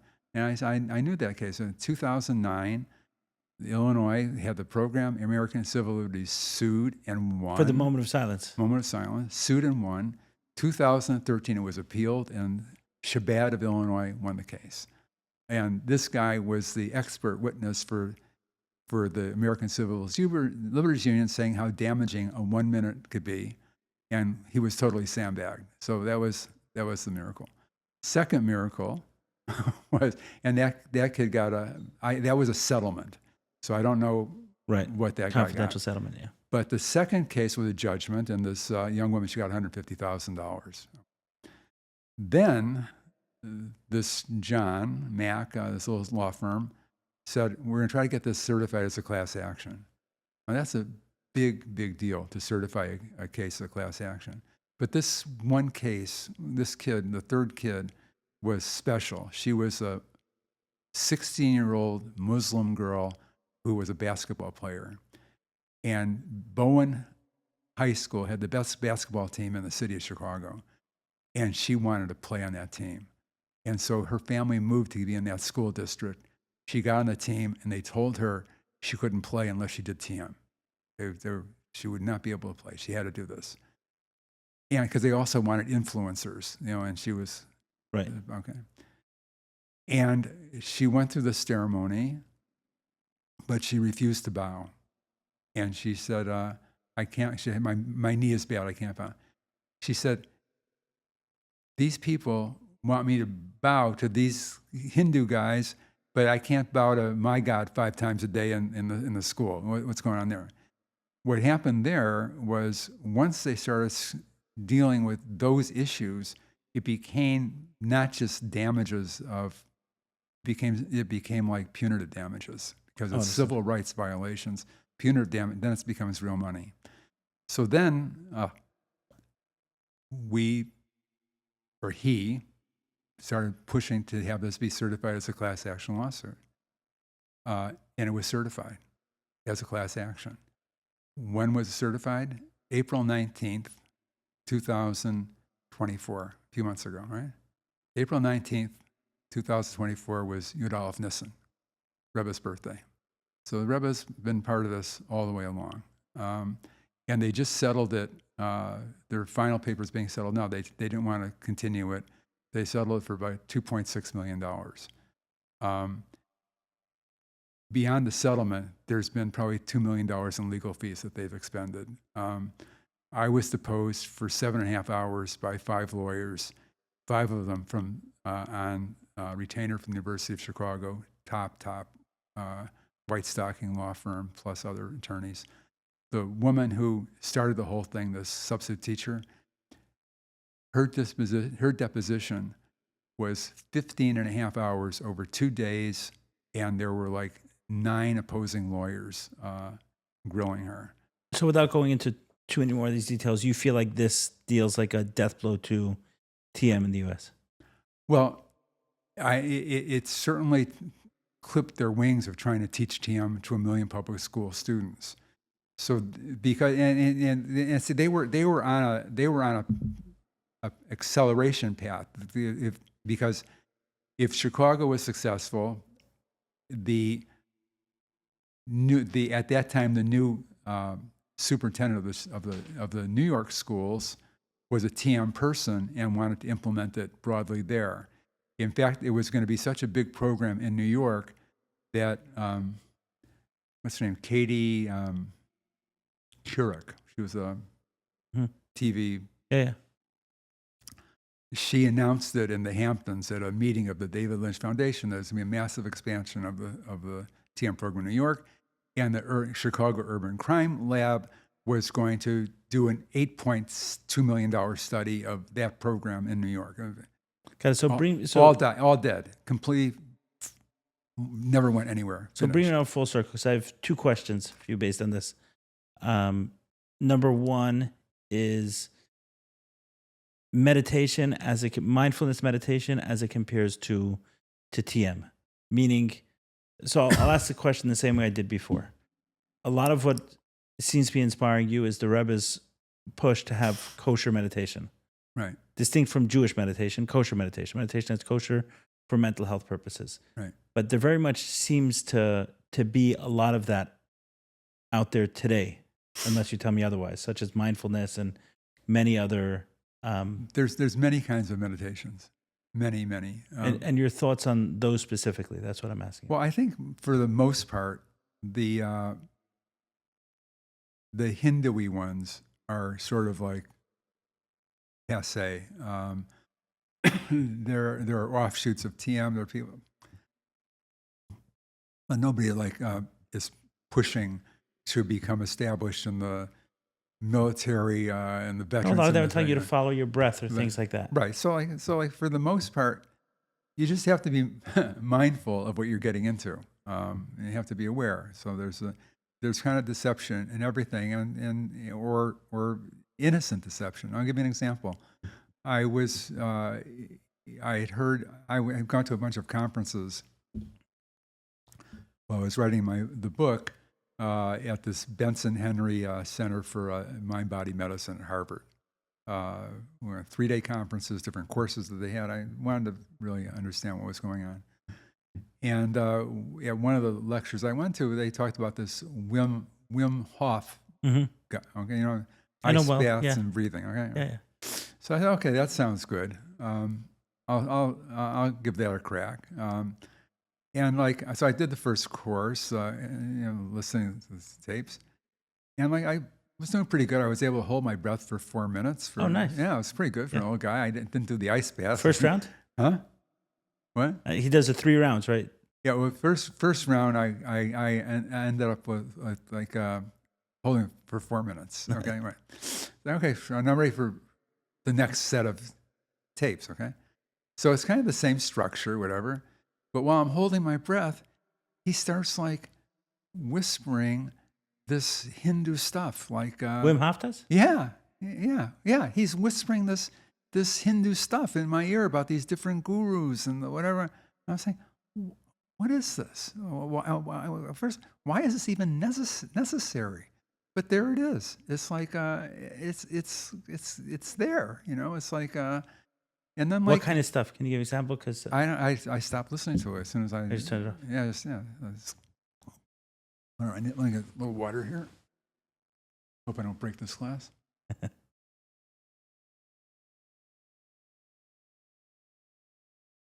What about the ice bath? What happened with that? Never tried it. Never tried. We got one here if you want to give it a shot. Thank you very much. I think I'll forget that. I'll take a pass. So I'll pass on the ice bath. So yeah, I decided once I turned 80, no more ice baths. Okay, so go ahead. bring me around. Let me bring it to the final question because I want to bring it around full circle. So you're on a crusade against transcendental meditation, right? You've reached you. That's what you call it. I'm on a crusade against deception. I get it. That's the crusade. It's against deception. Okay, so that's what I want to understand. Meaning, you heard a podcast that I did, right? And you wanted to reach out. Yeah. And I offered you to come and let's talk on the podcast. So what is it that you wanted to clear up? If you're on a crusade around deception, what was it on that podcast that struck you the wrong way? Basically, the Rebbe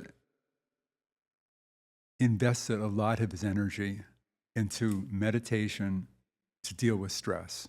He was very, very specific about guidelines, who should meditate. It wasn't for everybody. It wasn't to be a lifelong thing. It was more like a prescription. Too little won't be effective, too much dangerous. If you're fully engaged in life, you don't need it. Okay, right.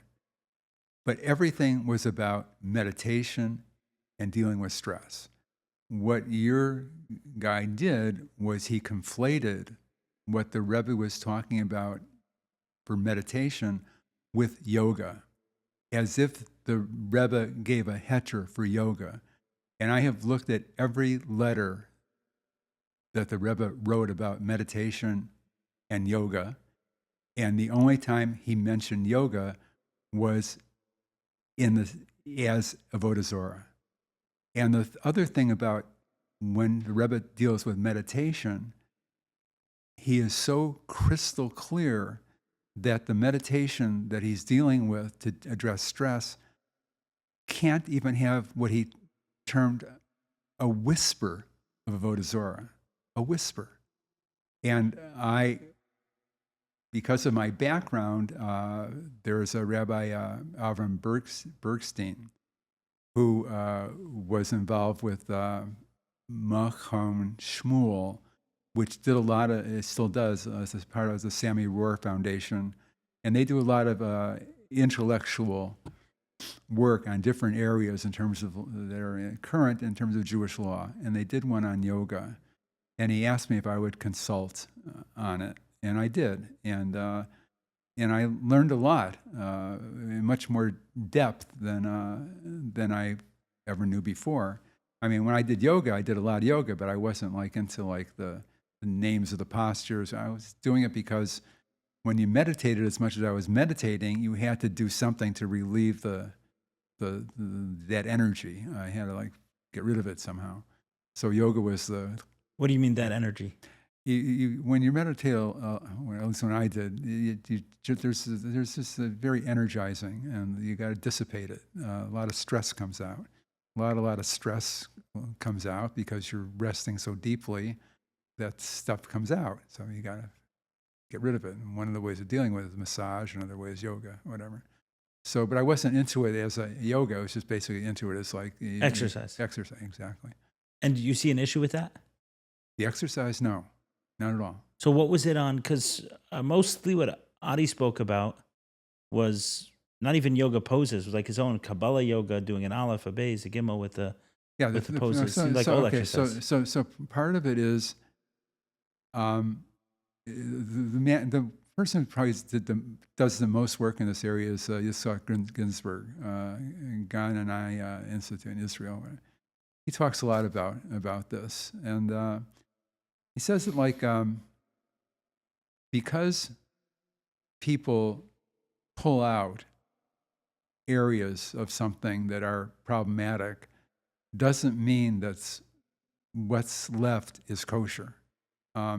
You can pull out the trafe elements from something, but it's an almost always insurmountable gap to say it's kosher. So when you take something like yoga and you apply the word Kabbalah yoga to it, it ain't Kabbalah yoga. It's and then there's just problems with there's all kinds of issues. I mean, and I'm not here to say just be aware. You know, if you're going to do this stuff, be aware. The Rebbe was very clear. If in this paper that I was working on with this institute, you know, you go to first of all, there's no real structure of who can call themselves a yoga teacher. So you don't know what you're getting into. You know, somebody can like be really good at doing yoga and they start classes, whatever. Right. I mean, I've been to a number of yoga classes, not recently. Yeah. They're exercise. Do this pose, that pose, the other pose. Yeah, exactly. So it's the only problem is that the names of the poses are the names of Hindu deities. They are. Many of them. Yeah. They're absolutely the names of Hindu deities. The word yoga means to unite. What do you think you're uniting with? It's from the Indians. It's funny, I've heard so many translations of this word yoga. Yeah, well, I heard it means to breathe. yeah. Well, you know, like look, namaste. Okay, Yeah. That word. Okay, so like, What is that? You're people are told, you know. So you said nama is to bow. I honor the light in you. That's how many people translate it. Yeah. But basically, it's like I bow to the light in you. Well, we're Jews. We don't bow to anything. You know, that's the problem. But Yeah. most of the yoga classes are mixed. So you have like a sneeze issue. A lot of them have like a little getchka somewhere in the corner or whatever, or incense or whatever. There's a lot of things that are problematic. Now, can you clear that stuff out? Absolutely. If you know, can you get a Jewish teacher to teach a Jewish woman to teach a group of Jewish women yoga and call it something else instead of saying it's the Maharashti twist or whatever? I know, you know, like the dog down pose, Yes. right? Or we don't identify as animals as Jews. We just don't do that. But if you want to say, I'm going to get down on my hands and knees and put my butt in the air, you're doing the pose, but you're just not calling it that. You're not identifying as a dog, or you're like, listen, you lift up you're like this. Is a dog a deity in? Pardon? Is a dog a deity in? Is a dog a deity? It's not a deity. It's just like we don't do that. We don't identify as an animal. Right, but there are right, but we're poses. conflating issues a little bit. Meaning, for Right. example, when you talk about, let's say, tznius, Yeah. and then you talk about yoga being avodah zarah, right? Those are two separate issues, right? Someone understands if they're walking into a mixed class what that means, Right. and they may not be okay at all with avodah zarah. So I just want to keep the issues kind of Yeah. So linear. No. So yeah. So basically, there's a number of some of the postures are actually the names of deities. Yes. Some of the things like the initial 12 poses that are often done at the start of a class is known as the sun salutation. Okay. yeah. So what does that mean? Okay. Some people would say originally it was kind of like a recognition of worship of the sun. Now, other people will say, yeah, that's what it was in the old days, but it doesn't mean that now. And so like it's fine. So what does Yitzhak Ginsburg say about yoga in general? He would say, don't call it yoga, call it exercises. And there's a lot of exercises that are similar kinds of things, Pilates, bear, whatever these Yes. things are, and describe the poses without using their terminology. Got it. And Okay, so it's without getting into the philosophy, and without getting into the namastes and the stuff like that. But don't call it yoga, and don't call it Kabbalah. I'm not. okay. So we had Ristavara Wallen over here. She mentioned like she takes out the word yoga from her stuff. She calls it noga Well, that way. But in terms of Adi, so some of what you're saying matches. my real issue with him. Okay, yeah, go ahead. My real issue is that he makes a big point, and he did it in an article in the Jewish Journal in L.A. called "Yoga is Kosher," and he talks about all these letters that he was, through some divine whatever he received, and they're basically the letters between the Rebbe and Judd Landis about setting up kosher meditation. And he conflates the Rebbe talking about meditation with yoga, and the Rebbe never did that.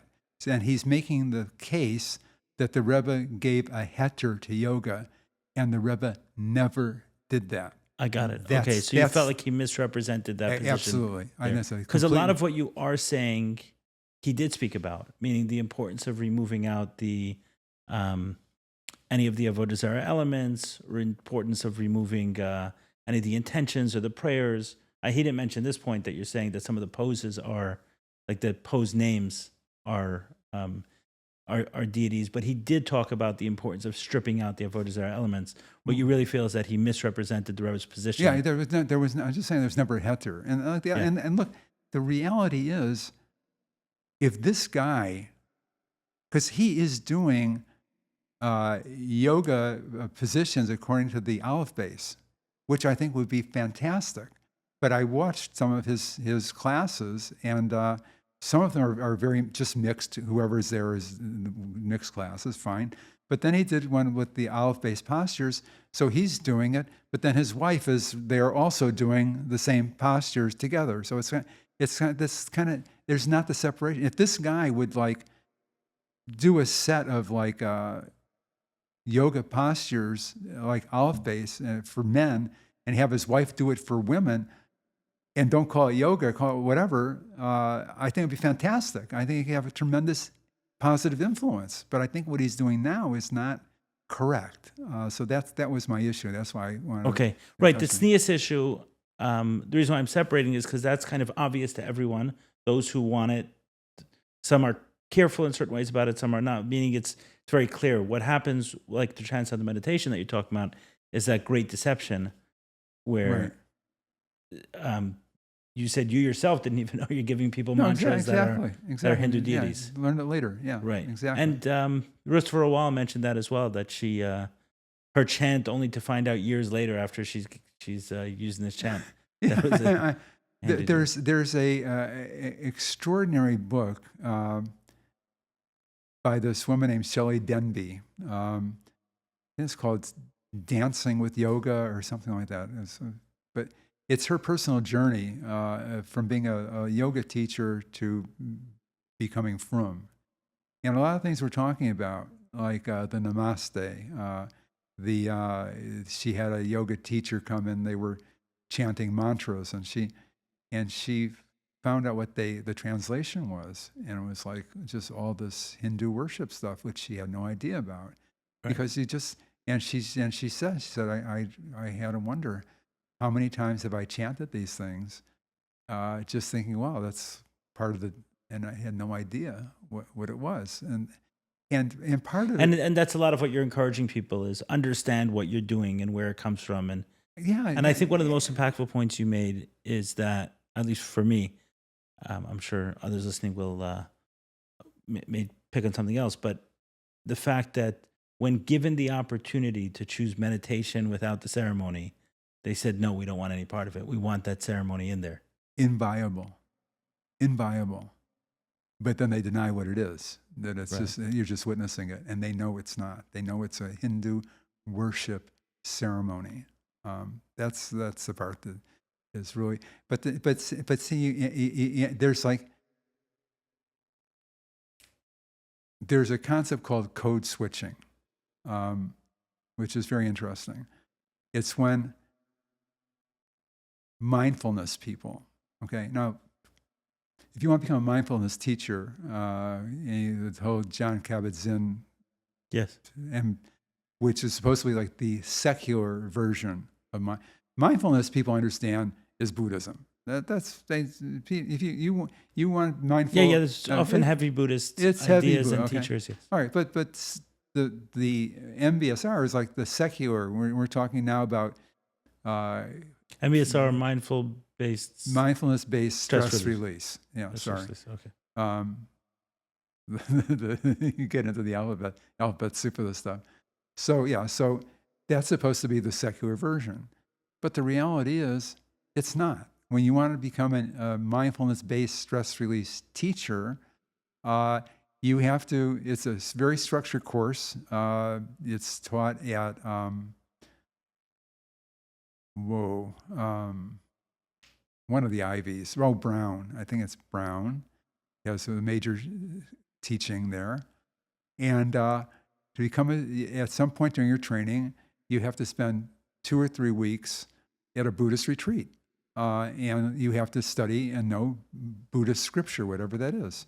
Gotcha. So now, when I'm talking about mindfulness-based stress release to a group of health people, that this is going to be really useful for feeling better. And when I'm talking to the guys who really know what's going on, I talk a different language. It's called code switching. I change my dialogue depending on who I'm talking to. And that's what goes on. I mean, it's like, so you people think that mindfulness-based stress release is totally secular. It's not. They have a goal, or at least John Kabat-Zinn, who's a professor of psychology, I guess, at UMass. He's a Buddhist, and when he's talking about his thing, he's talking about having a Buddhist Dharma take over America, essentially. Because Buddhism is very peaceful, and wouldn't it be great if everybody was into the Buddhist view of things? And you don't necessarily have an issue with it. You just don't like the code switching. Yeah, and the reality is, the reality is, if you were looking at some of the stuff that the Buddhists talk about, it's nice stuff. Yes. I mean, it's very nice stuff. But you get sucked in. I mean, I heard Y.Y. Jacobson. He had a mindfulness professor guy on, and mindfulness, and how helpful this and that. And then the guy shared this thing, and it just grabbed me. But I think it went right over YY's head, and I wrote him about it. He didn't get back to me on this one. I say, because the guy said he had the privilege of being with the Dalai Lama in a meeting, and the Dalai Lama said that if any of you find that some of this stuff works to heal this or whatever, it's great, but just don't tell them what the source is. Don't tell them where it comes from. Well, why not? Why not? Why shouldn't people know the source is a Buddhist source? I mean, why does it have to be a secret? You know what I mean? And that's part of this is part of the cover-up. It's like okay, so I understand. So that's your issue. You have no problem with Hinduism or Buddhism or I any don't of have these a problem other... with anything. Just say what it is. Just say what it is. Let people make a decision. People, we want to know what every ingredient is in food on a label, how many calories it is, how much of this and how much protein. We want to know all this, full disclosure on everything that we do. Why can't we have it on these things that people get involved with? Beautiful. Okay, that was the whole podcast right there. You said it. You made your point perfect in one sentence. Thank you so much. But now I want to go on to what I'm doing now. We have more time? What do you want to talk about? Okay, go ahead. Yeah, a final thought or something like that. Yeah, I just want to be mindful of the audience's attention spans themselves. Okay, so basically what happened was this. I was feeling very proud of myself with the TM stuff and the kind of the victories. And I wrote to YY, I said, this is what's going on. And I tell you, he didn't know anything about this stuff. And I sent him the letter that the the Rebbe sent to all these physicians, whatever. And he writes me back very quickly, and he said, Aryeh, I really yasher koach what you did, but I read the letter, and there's really two parts of it. One is the Rebbe's concerned about avodah zarah, and the other is Jews need a meditation to deal with stress. 100%. And he said, and you dealt with the first part, but I think the most important part was the meditation to deal with stress, and that hasn't happened. So I said, yeah. So then basically, I spent the last couple of years writing a book about kosher meditation. And I had to do this whole role reversal in my mind and understand that the reason I got into TM was it really worked. Right. It was helpful. So now I had to basically strip it from the avodah zarah and come out with a kosher meditation. And so that's what I've really been working on, and that's what the book is about. Got it. And so this book is called? It's called, what's it called? It's called... you can pull it up. It's called Kosher Meditation, Positivity and Belief, a self-help book for health and healing, inspired by the teaching of the Rebbe. Beautiful. And it's published where? Well, it's in manuscript form. It's being... Chabad.org is considering publishing it. But I've had a few people like Dov Bear Pinson look at it, and they said, look, you really have two books here. One is you have the book of all the stuff with the Rebbe, but the core of the book is how to do kosher meditation. And should be a separate book, and that's what I'm working on right now, is a separate book. Right, which may need videos or guided stuff more than So basically... words. So basically what's going on, I try to describe what meditation is. So simple. It's literally unbelievable. I mean, it's meditation is simply you have a focus, what they call a mantra or whatever, and you think it kind of in your mind mentally, and then when you have a thought comes along, you go off with the thought, you have a realization, I'm not thinking the focus, I'm thinking the thought, you gently come back to the focus. It's a back and forth, unlike a lot of people think you have to clear your mind of thoughts and whatever. No, none of that. It's basically think the sound or whatever it is, thought, I'm not thinking the sound, I'm thinking the thought, come back. That interplay back and forth allows the mind to settle down. The mind wants to go to a place of calmness. Right now, our minds are like monkeys, chatterboxes all the time. The mind, if it gives it an opportunity, will settle down. So basically, that's what I'm teaching. What I realized was, and I have how to prepare for it, who should do it according to the Rebbe's guidelines. And it's very structured in terms of who to do it. It's not for everybody. If you're functioning well, it's not for you. If you're dealing with problems of shalom bias and stress and parnasa and whatever, it could be. It's not a lifetime thing. You do it till the problem's resolved, and then you forget it. So I deal with all the guidelines. And then I also, in the process of this, understood that the Rebbe was talking about the role of positivity and the power of belief in healing. And so it became really a grouping of the Rebbe's self-help tools for healing based on these areas and backed up by the science that supports it. So I go into very deeply with the science. And so that's kind of what the book is. And then I realized that it's not so simple to teach somebody how to meditate through a book. So I just finished a 15-minute animation that really... 15, you said? 15, one 5-minute animation that shows people how to meditate. You can learn in 15 minutes. You can learn in 10 minutes. And I'm also doing a Hebrew version. And my hope is that the IDF will use it with post-traumatic stress disorder. There's been research funded which has shown that TM has been as effective with post-traumatic stress disorder as cognitive behavioral therapy long-term, which is like the main, or one of the main treatments the VA has used for post-traumatic stress disorder. And the problems in Israel now with the IDF and with people running to bomb shelters and the craziness of life, whatever, is massive. So my hope is that if instead of like using something like TM, which is expensive and which is Avodah Zarah, they can literally have a platoon learn how to do this and like and get a lot of stress relief and healing. Neat. So that's the goal right now. Okay, so we'll include. You'll share all of this with us, and we'll include it in the comments and sections wherever we put this: YouTube, Apple Podcast, Spotify. Okay, et so cetera. probably what I'd like to end up doing is like in the comments, wherever, I may try to do like a YouTube link A link, yeah, exactly. to the animation, and people can see what we're dealing with. And I think that it's important. And for me personally, the Rebbe talked about this 50 years ago, and nobody did anything. For whatever reason, it never went anywhere. And you know how he says God sends the cure before he sends the Yes. makkah, right? So maybe this is what's going on.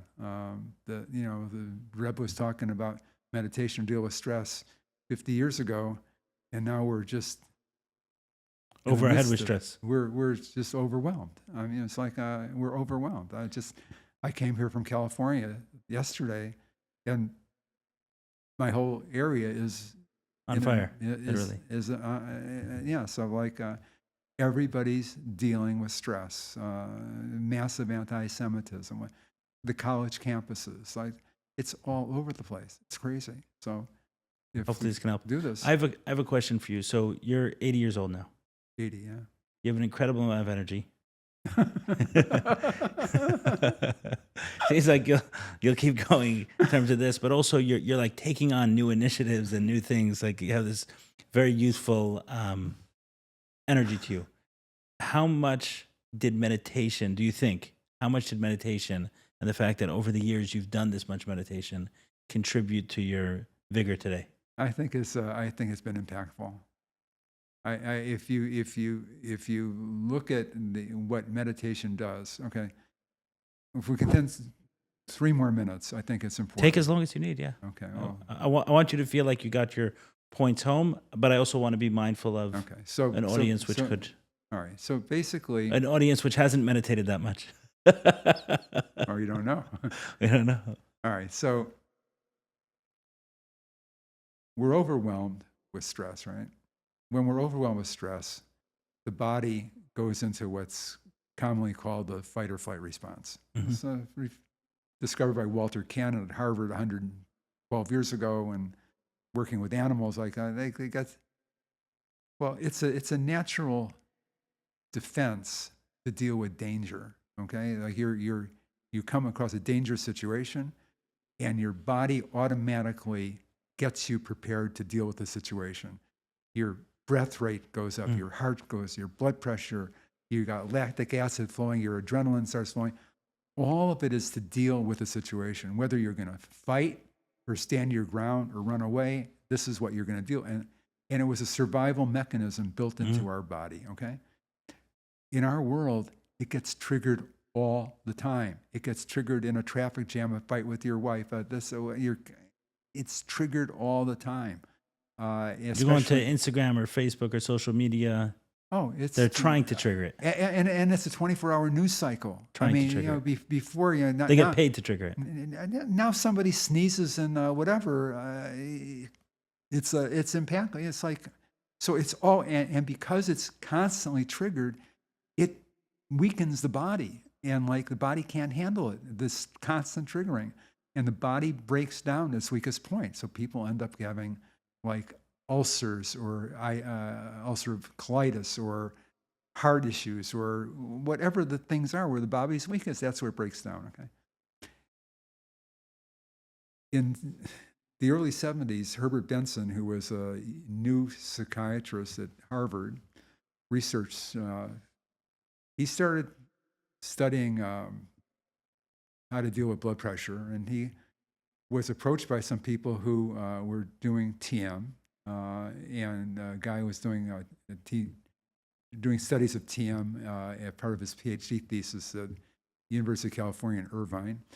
And he said to Benson, look, we've got these guys who are meditating, and why don't you study them? Because I think you'll see that. And Benson agreed, but he was at Harvard, and this was all, not exactly the mainstay of reductionist medicine. And he would like literally sneak these people in at night into his laboratory to do the studies. And what he found was that within 2 to 3 minutes or 3 to 5 minutes of advanced meditators, their resting, the level of rest, like respiration, was like double what it was during the deepest part of deep sleep after 5 or 6 hours. But not only that they were resting so deeply, but they were mentally awake. They had a hyper alertness. And he realized that he was dealing with something that was different than the normal waking, dreaming, sleeping state of consciousness. He was talking about like a fourth state of consciousness. Scientifically, he called it a wakeful hypometabolic state, simplified it to being restful, the relaxation response. Okay? He did a study. He wanted to know, what was this all about? He did research on all kinds of religions for a year, found out that every religion has some way of drawing back from society. The Rebbe talks about it, and I quote it in his letters. The Rebbe says clearly that people need a way to withdraw from the hubbub of daily life and to find solace in a peaceful relaxation. Our forefathers were all shepherds, basically, and communing with this is. So Benson found that every single religion in the world or culture had a way of pulling back. Then he wanted to figure out can you trigger this? Because he realized it would be beneficial if people can get this kind of rest, okay? Because rest is the basis of healing. So he analyzed, he knew the TM technique. He said, what are the components? There's the mantra, that's the sound they use. There's the initiation ceremony, and there's the technique, this effortless back and forth that I described. Yes. Think the thought, think the mantra, thought, come back, whatever. He said, I said, it's not the ceremony. Okay? And he said, maybe it's the mantra. So he substituted the word one for the TM mantras, and he found that the physiological signature of people doing the TM technique using the word one was exactly the same as people who were using the TM mantras. Okay? So now he had a way of triggering the relaxation response, way of triggering it. And then he further researched, he realized that if people used a word that was part of their culture or religious tradition, that they went actually deeper and they stayed with it longer than if they just used a word like one. But there could be anything that it like. It could be calm, it could be shema, it could be emuna, it could be or whatever it was, whatever they're doing. So now he wrote a book called The Relaxation Response, okay, in 1975. He became known as the father of mind-body medicine. By the year 2000, that book had sold over 4 million copies, 25 or 30 weeks on the #1 New York Times bestseller list. It was a #1 self-help book recommended by physicians for like 3 years. It was like incredible. And essentially what he did was strip the Avodah Zarah out of Exactly. TM. Exactly. He could teach you the relaxation response while you're riding down an elevator from the 12th floor to the... But what's interesting is that his research did show that TM was right about one thing, which is that for the people who it was their religion, then that mantra helped them.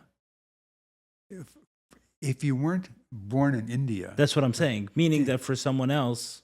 the TM mantra wasn't the religion of anybody that I knew in the West. That's what I'm saying. Yeah, exactly. Right. But he was meaning it was right for them. Keep it there and let us do ours. He was a scientist. He wasn't a devotee of the Maharishi. He just wanted to know, this is interesting. What are the elements? Why does it work? And then once he figured that out, that he had a way of triggering it, then he started doing research on it. And this guy, I don't know his first name, but Henry, he's the owner of the Boston Red Sox. He gave Benson a lot of money, and they set up this Mind Body Institute that would start doing a lot of research, and they've done really high quality research. I'll tell you about one thing first, and I'll tell you the one study that was very impactful to me as a public health person at some previous point in my life was they did a big study at the Harvard Mass General Hospital HMO. Pretty much everybody gets their health care through that system. They looked at 13,000 people in the general population and compared them to 4,000 people who had received some kind of like relaxation training, like the Benson, they called it the Benson technique, okay? And they studied them after like 1 year, compared general population 13,000, 4,000, okay? A big study, okay? Yeah. We call it a retrospective study because you're looking back, okay? They found that the people who did the relaxation response overall had a 43% reduction in medical care utilization from and that's doing it how often? Twice a day for 10, 15 minutes. All right? Like, yeah, Benson would say, I did, most people would say like 15, 20 minutes twice a day, but like, but yeah, that was like. Okay, and the second point you wanted to? Benson was a really serious guy. So like, he became close to the Dalai Lama. Dalai Lama said, allowed him to go do research on his monks in the Himalayas. And Benson and his colleagues schlepped 2,000 pounds of measuring equipment up into the Himalayas, high up. And they looked at demonstrations of some of these yogi guys. Now, there were people talking about people could levitate. So Benson said, Dalai Lama, you got any guys who can levitate? And Dalai Lama said, not so much. But like, there's one guy that's sort of, two guys are sort of into it. You can go visit them and see what they can do. So, so Benson says, they went and there was an old guy and a young guy. And the old guy said, I don't do that so much anymore, but the young guy will do it. And Benson's thinking, well, the old guy should have more experience. Why the young? So anyway, so he said, fine. So, so the young guy, he said, did this incredible thing, but he realized it was an athletic performance. It wasn't really what you would consider levitation. And so he said to the older guy, he said, what's with the levitation stuff, like that people talk about? He said, you don't need that. You have all these airplanes now. We need the other stuff for it. It was a lot of humor there. But he did say that these guys came out in one place he went, and it was freezing. And they came out in like lion cloths, or whatever they call it. And they soaked themselves in like soaking wet sheets and wrapped themselves in the sheets. And within 15 minutes, their bodies were emitting a steam that within 15 minutes dried the sheets. It was like they came to this internal source. They were able to allow their minds to settle down, and they got to some place. And then, and Benson said it was totally remarkable, just unbelievable. And he said, I saw with my own eyes what was going on. I realized really the power of the mind is like extraordinary. What it can do. So then he started doing more and more research, and it's become like a very big institute. And many people are studying it and doing it. It's called the relaxation response, which I thought would be my answer to TM. I thought that I was just going to tell people about the relaxation response. What I realized was that the Rebbe knew about it. I mean, you can imagine that if there's a book that's on the New York Times bestseller list for 25 weeks and it's talking about meditation, the Rebbe is going to know about it. Okay, he's going to he's believe me, he's aware about it, and he did not stop at that point searching for a power of meditation. Why not? Because I think what he really wanted was TM without the Avodah Zorah. I think he wanted the TM technique without the Avodah Zorah. And I hope I'm right, but I believe that it's true, because I look at his letters. He talks about that there are many physicians who do TM or TM type techniques in their practices, and they're getting good results, but because they're kind of secondary, they don't get the publicity that they should get. So, and because of that, he wants physicians to come up with kosher meditation and publicize it widely. And he said, and don't worry about research, because there's already plenty of research on the benefits. We don't need more research. We're dealing with the issue of mental health, and we need it. But there's a whole other issue that I'll just mention really briefly that the Rebbe was dealing with, and that's the numbers of Jews who are getting caught in these. Right. So like in the TM world, okay? Basically, you had Jews at that time were 1% to 2% of the population. In every meditation group, Jews were 30% minimum. Within the TM world, they started at university, 30 to 35% of the students were Jewish. 5 of the 6 top administrators were Jewish. And there was some other statistic also. You mentioned Ruth Dvorah. She actually wrote an article early on about the Rebbe's call for kosher meditation. And there was a guy named Nathan Ofer who was on a TM, he was a TM teacher on a course in Sfat, where the TM organization took over every hotel room in Israel, in Sfat, to do this 1 month or 6-week course. The Rebbe himself said, I received a brochure from an organization, a meditation organization in Jerusalem, talking about a meditation center. And it was very professionally produced and very attractive, and you could see why somebody would be interested in it. And so the Rebbe wanted something immediately to deal with Jews getting caught in these things, and he wanted something that would attract them. And for whatever reason it was, I don't think it was the relaxation response, because we had a friend or an acquaintance named Tara Hasofer, and she became close with the Rebbe.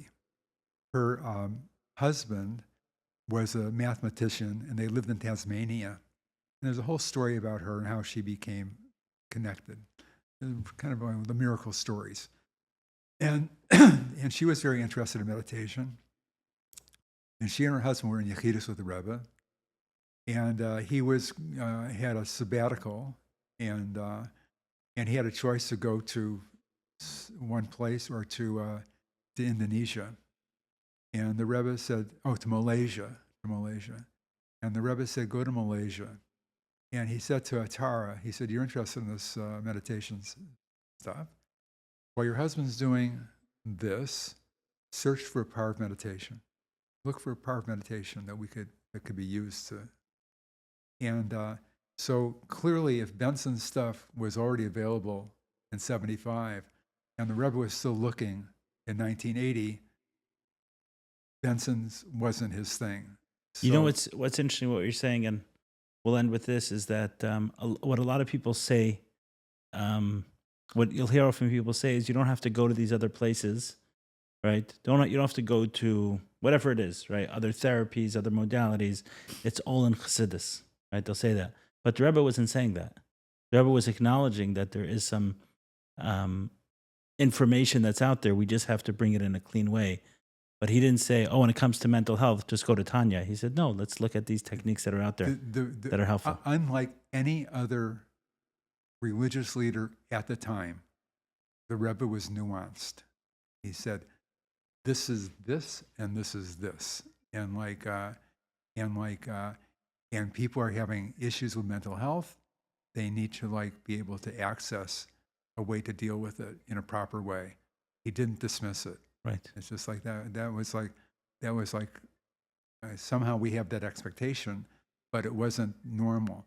And he knew about everything. He talked about to Rabbi Landau, who was the chief rabbi of B'nai Brak, and he said to him, he said, look, I know that there's been all these socks against meditation, but you should know that there's another aspect of it that it could be very healing, and you should talk to physicians about coming up with a kosher meditation.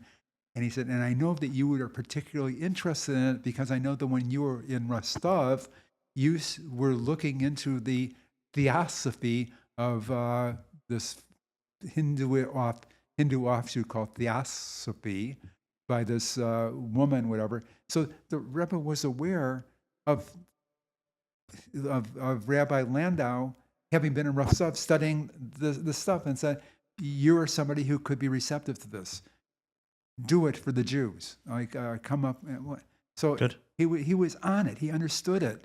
And it's extraordinary. So I figured this is what I need to be doing. Okay. Appreciate hearing the call. Thank you so much for coming out. It was great My pleasure. meeting you, getting to know you, and I hope to read. Everybody needs a your second books. act. Thank you so much. Thank you very much. Take care.